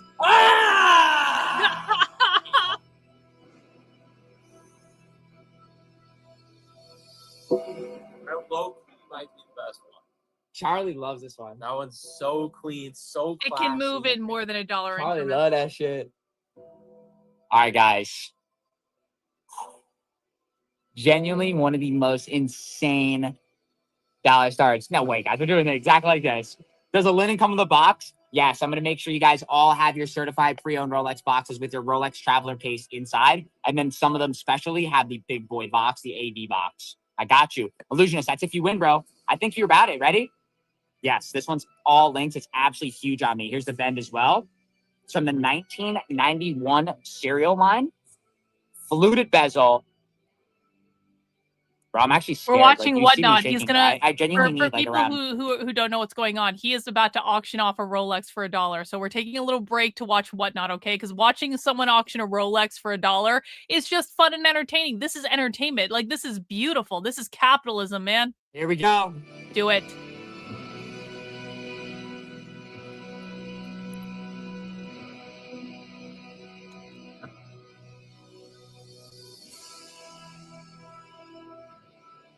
Serious buyers. My $9,000 Rolex arrived in the mail from Blaze safely and secure. You guys see that? My $9,000 plus Rolex arrived from Blazonary safely and securely from Blazonary. Guys, do me a favor, drop a W because you've never seen nothing like this in your life. Depending on how this goes, if this sells, we're doing another one. All right? Another one? I need a real buyer on this right now. I need a real fucking buyer on this right now. How much do you guys think it's going to go up to? Do you guys want to take guesses? Was this thing still going? How much is it going to sell for, do you think? Got me actually scared as hell. He was selling one for Ready, like guys? 5 something the other day. 5, 4, 3, Do it! Go! Go! Oh my god, bro! Look, it's going up. Go! 2,000. Go, Deco! 3,000. No! 4,000. Oh my god, yo. Oh, it's slowing down. It's slowing down. I'm ready. $4,000 for Rolex. 4,500. No, not 4,500. No, check. With the box and everything, no way. 47. Bro, I am ready. I'm fucking freaking out, man. I need at least 5,300. Oh no. I'm off by like 700 right now. Oh my god, bro. Oh my god. Let's see it, guys. Let's see it. Bro, it's a fucking very fair price for a buyer, dude. It's a very fair price right now. Oh my goodness. Under 5K for a Rolex. 5,000. I'm like, yeah, there's no fight. Wow, bro. Chat, 3 seconds, 2, 1. Oh, Eddie at the last second. Bro, he's got it. Bro, Eddie won this. He's about it, bro. I know he is. Watch this. Instant green. Watch this. Bro, no fucking way. Instant first green sale, man. Yes, bro. I'm telling y'all, bro. Oh, I can't stand when it's a troll bid, dude. Thank you for not being a troll bidder, Eddie. Bro, it is so frustrating. I have 3 already. Big dog, I seriously thank you for the continued support, man. Absolutely congratulations. Fuck. That was exciting. $5,000 for Rolex. Was exciting. I'm actually shaking still. I'm still very much so shaking, bro. We just sold a Rolex at $1. Damn. Chat went for literally $5,000. Like, that is buyer's beginner. Like, if you want your first Rolex, you're gonna probably have to pay more than that. You guessed 5,100. Well done, Reagan. That was real close. Chat, what is another one? That was a top buyer request. Yo, that was a top you gonna do another buyer one? request. So now tell me, where do we go from here? Where do we go from here, chat? Where do we go from here? We got one. Guys, there has been one. One is now gone. One is now gone. No. It's over. All right. I love Eddie. You know why? Because you love the fact that you get to see another one. Yeah, bro. If Eddie's payment was bullshit, troll, whatever, like he's not a troll, obviously, but if that was like some bullshit timing, like $1 million bid, bro, yeah, obviously it would have been very frustrating. I think there is some Whatnot people too in here. So thank you guys if you are watching and helping me monitor any back end stuff. I appreciate that. Now, the next giveaway, guys, that was a free Rolex card holder, which is sick. Number 1. Number 2, you know what we're going to do? You know what we're going to do? What are we doing? What are you going to do? On it, another free Rolex card holder. I'm not even joking. I gotta pay for these. It's like $200 each, but whatever. All right. That's enough fun. That's enough fucking fun. Okay. Let's go back over and watch this. All right. Emphatically, that Israel was behind the assassination of Charlie Kirk. Look, we know that was who pretty behind awesome, the though. Do you guys like that? Charlie Kirk. The guy's on trial. Welcome to Whatnot. The parents brought him in. They have all the DNA and the fingerprints and everything else. It's a slam dunk case.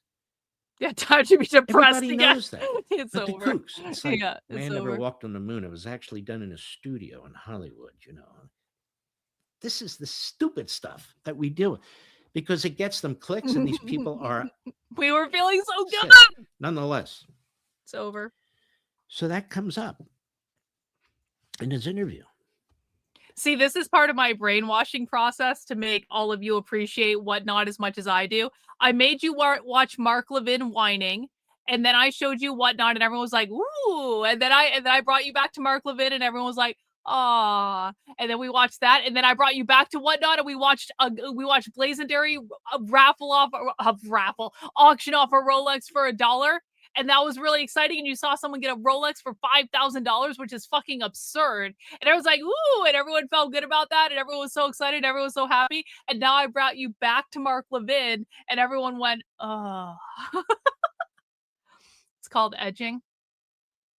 Well, if he auctions off another one for $1, I guess we'll see how that goes. Looks like he might be preparing to. So we'll see. We'll go back again.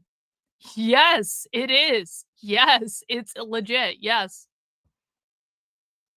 And there were also published reports not that long ago that Cash Actually, hang on. Looks like he's going to do it. Hang on. Back to Blazendary. What's going on? Hook up on like a service. Can you do that for me? Bro, we can help you orchestrate that. This is an absolutely insane piece here. This is a smooth bezel, 1990. Beautiful, That's beautiful, beautiful, pretty. beautiful. This is seriously something that I would heavily consider for anybody looking for a Rolex that is under 10 grand. With that being said, guys, we're going to do this next one here. This is a big boy, and I definitely want to see, like I showed y'all, Maybe I dude, should I would hear love my to get invite an link. 8,000s, 9,000s for this one. We're only going to go up in price, guys. We're only going to go up in price. Now, that being said, who's ready for the next? Clean, There's my invite fucking link if you guys awesome. want to join Whatnot. Let's Do go. it. Do it. Do it. 5, 4. It's going to be coming with the Rolex certified pre-owned box, traveler case, and more, guys. 5, 4, 3, 2, 1. We're live! Holy shit. What, 2,000? 3,000? Go, guys, go, 4,000. TM, let's go, TM. Oh, Bro, look how sold clean. out. Uh-oh. Look how clean, brother. Bro, the band on this one is 45? so fucking crisp. It's like new. Bro.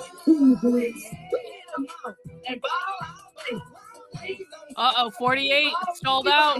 Yo, I need a 48. little more than that. Y'all all know we're way under right now. We're way under. Nope, y'all all know. I need definitely like 5.6. I need 5.6 on this one right here, guys. I need 5.6 on this one right here. Yo, Sky, bro, I would love to see you fucking cop this, bro. Man, I'm actually under cost on that. Oh, 51. Dude, Yo, that guys, was scary. 51, bro. That was a genuine ass reaction, man. I'm being dead serious. You want a great deal? This is how you get it, dude. Dollar starts. I did it, bro. I did a $1 start on that. My brother Sky's in this right now. 3, 2, whoa! Gypsy jumping in! Guys, Gypsy's a great buyer too, but I'm serious, y'all. You already know I wanted. I was pricing 5,800 on this. This is 600 less She than bought a what I Rolex wanted the other at day. bottom dollar. Take that for what it is, guys. These things are like break-even monsters for me. 1 second for Big Jonathan, the fucking building, man. Wow, thank you so much for that purchase, bro. 52.50. Listen, payment failed, but I You think paid that 10 should grand. be going green. I Good for think you, that if you're buying Malcolm. at the last second right there, you probably, and you're not a first-time buyer, you've had some purchases with us. I'm going to put that to the side. It's definitely a big purchase. My shoe would definitely decline off rip. I'm going to give it at least 5 minutes before we're going to go ahead and get that relisted. So we will hold on this one. Jonathan, thank you, bro. I appreciate it. If you guys are ready, should we do the next big one? Oh, yeah. Is it real and does it have authenticity? Yes. Natalie, literally, I just doing answered a all of question them? for buyers just like you about 5 minutes ago. Yes, the Rolexes are authentic. And yes, you have authenticity. There's a link in the description below. And he's trying to pay for that again, guys. So I can tell. If anything, we'll just run it back. First person to snag it for literally 5.2K takes it because there's like 3 different people that were at that price. All right. Everything is real. Everything is baller. And everything gets only better from here. Guys, did it go? Not yet, brother. Not yet. I know you're good for it. You are a gold. I just retry again. Yeah, bro. I know you're good for it. Use PayPal or a debit. But I know you're good for it, bro. You're gold. This is not the place for a payment to fail right now. This is big. Honestly, big dog shit time. So, should we do what I think we need to do? Do it. You gonna do Should another I one? do what I think we need to do? Another one. Holy shit. Yeah. I fucked your bitch and I never even seen her. Jumped on the beat like a motherfucking lemur. I'm wearing trip that you can't get at meetings. I'm buying Rick on this like it's Adidas. Matter of fact, I'm the same thing Adidas. Bitch, I'm too hot, no, I can't get the feeling. And my waist, I think I gotta post this on my own Instagram, bro. This is actually crazy. I'm stressing right now, chat. I think I gotta post that shit, chat. Yo, chat, do me a favor, go crazy comments for me. Do another free Louis Vuitton clone. Go crazy comments for me. Yes, these are. Yep, aftermarket diamonds. So this would be about That's 10 grand if you didn't know who I am. Pretty. Yo, That is such a Charlie, pretty what watch. are we getting into right now, bro? What are we getting into, man? We're doing dollar start Rolexes. Oh my god. Only. Oh my Tell you what, God. only. Nobody's doing this, bro. That. Bet that for me. Make sure it's good. Yo, Jonathan, it's gonna go green, man. I believe in you. Let's see if we can make sure all payments for Rolex are green, guys. It would be great for our time management. Ready? Yeah, So this one's pretty. also fucking huge on me. This is full length Bourbon King. Yes, full length on me. This is huge on me. It's huge. You have the yellow cloth as well for a little bit of scrub down to make it look beautiful. Little polish, little. That's a microfiber. You Here we can go. Activate this. You can get some of the links taken out so you can make it smaller. Thank you, brother. I'm actually scared shitless right now, guys. No joke. I'm actually scared shitless. What do you guys think this one's gonna go for? This one has all sorts of diamonds on it. Eddie, yeah. I had a payment fail on this. Somebody failed me for $79.99. I want that one. I like pay failed on that. legitimately. So anything close to I'm like, $8,000 to $9,000 would be ideal here. Can someone please buy me that watch? That would be fucking. That watch is beautiful. If you're ready, we got that free Louis Vuitton giveaway up on your screen. This is what you guys are gonna be receiving. Exactly this. Jeremy, ready, big dog? I think What do you I guys believe in you, think? brother. Place your Got it. guesses. How much is it gonna go for? Tell me straight up, guys. Yes or no? Yes. Yes or no? Yes. Should we do this one too? Okay. Go. I think the big ballers are coming out tonight. I think they've been waiting for this kind of night with me. I appreciate y'all been waiting. Ready? So beautiful. In stores going for over 10 grand. In 3. Fuck it, baby. Fuck it. Fuck it. Fuck it. Do Fuck it, it. Fuck please. it. Fuck it. Go. Go. Go. Go. Go. Go. Go. Go. Go. Go. Holy shit. 2,000. Go. Go. Go. Go. Go. Go. Go. Go. Go. Go. Go.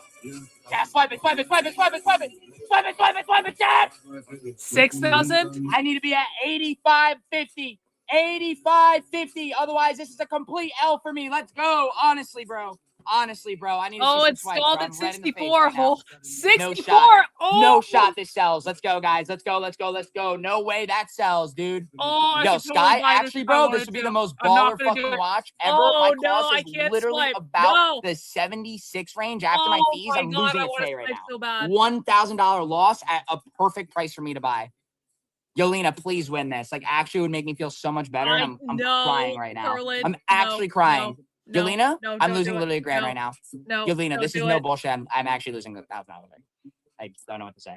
Sky or Yelena, man. I really hope somebody takes this. This is truly breaking my heart. This is 6,700. breaking my fucking heart right now. That is crazy. Wow, this is such a beautiful piece, guys. What a chance to be a bidder right now. Look at the diamonds on the fucking casing too, man. Oh my God, Yelena, wow. 6,700. That's greener than a Granny Smith apple, baby. Yo. Bro, Yelena, I lost, actually, no bullshit, $897, Yelena. Like I said, this shit, they don't always go green for me on the spreadsheet, but for my buyers, Yelena, guys, it's her 6 Rolex. So let's pay some respects to fucking Yelena. Drop a W. I think, Yelena, you deserved it. I think you deserve it, Yelena. Am I hurting right now? Honestly, yes. Yes, I am. That was insane. I am hurting a little bit, but that was insane. Guys, I do accept dollar tips. God, to lose $1,000. Oh, it does hurt. It does hurt. It gets viewers, though. It gets viewers. It gets buyers. I got to remember what I'm doing this for. I got to remember what I'm doing this for. Yo, Leo, my own brother tipped me $1 first. That's real love, kid. That's real love. Yo, Cody with the 5. Shit. Hey, my brother Sky with the 100. Wow, man. Wow. Thank you so much, bro. Oh, my God, a 50, yo. Trying to help 10? Yo, this shit helping. Yo, if we got like another $600 look at all the out of that, tips. we Wait, might be hang on, good. my chat's behind. Oh my Look at all the God! tips he's Another getting. 100, Lily. We need to do a good giveaway. Run one of these giveaways for him. Oh my God! Wow. This is one of the most bizarre parts of Whatnot for me is like Whatnot has its own super chats for sellers where people just send sellers money. And it's like, why are you sending no offense. I mean, I guess I understand tipping people because obviously I beg for super chats and channel memberships and stuff like that. But it's like, why are you sending people free money on a shopping app unless there's like some sort of deal involved or you're getting something in return? It's weird, right? And then the people that I really don't understand are the people who pay to sponsor the shows. So essentially, like Whatnot has this thing where it's like you can boost the show of someone by like paying like, I don't know, like $45 for Whatnot to promote their stream. Why would you do that? You're watching an auction show. Why do you want to bring more people into the auction? You want less people in the auction. It makes no fucking sense. Makes no sense. Anyway, well, guys, I think, listen, I think we're going to end on a high note. I'm not going to depress you again with Mark Levin. I think that's good. I think, we watched Blazendary auction off 3 Rolexes, and that was pretty rad. And I legitimately like Blazendary is one of my favorite shows on Whatnot. He has really good stuff. I really enjoy watching him. It's fun. It's fun. No one else is doing fucking dollar Rolexes on Whatnot, so like whatever. Anyway, I'm not going to make everyone go back to Mark Levin because I know that was a painful experience for everyone. Maybe people didn't appreciate Whatnot, but I think most people appreciated it a little bit more than they appreciated Mark Levin. W's Mike, thank you so much for the gifted channel membership. I appreciate it.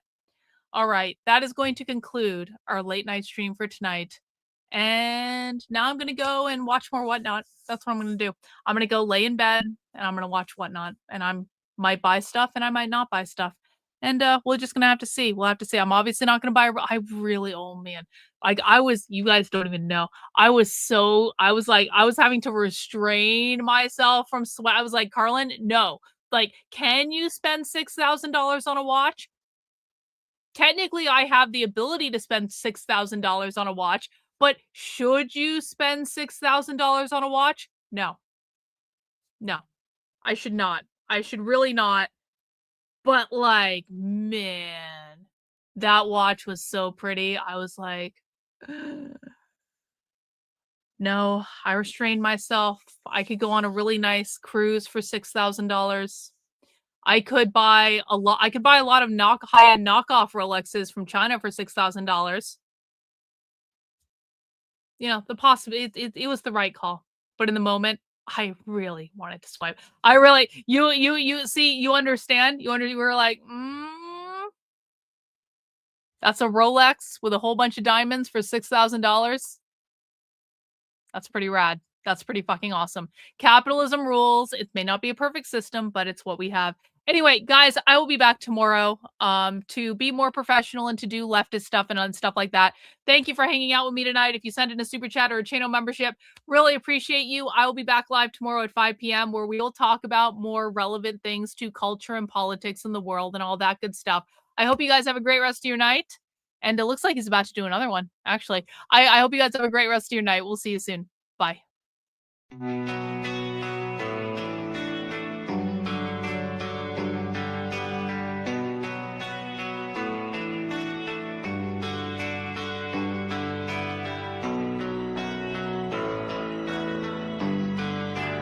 How are you feeling? How long have you been here? 3 months, May 17th. And what brought you here? That's difficult to answer.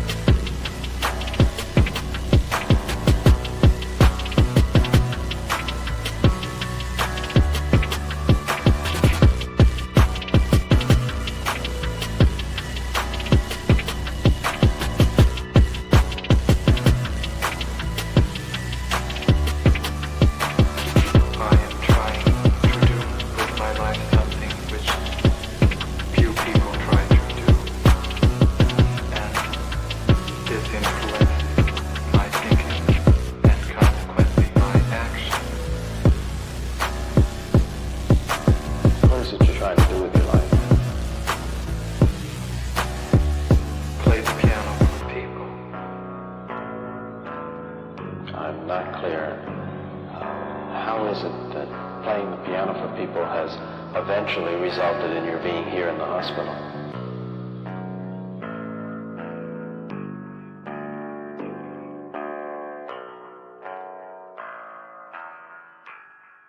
That's difficult to answer.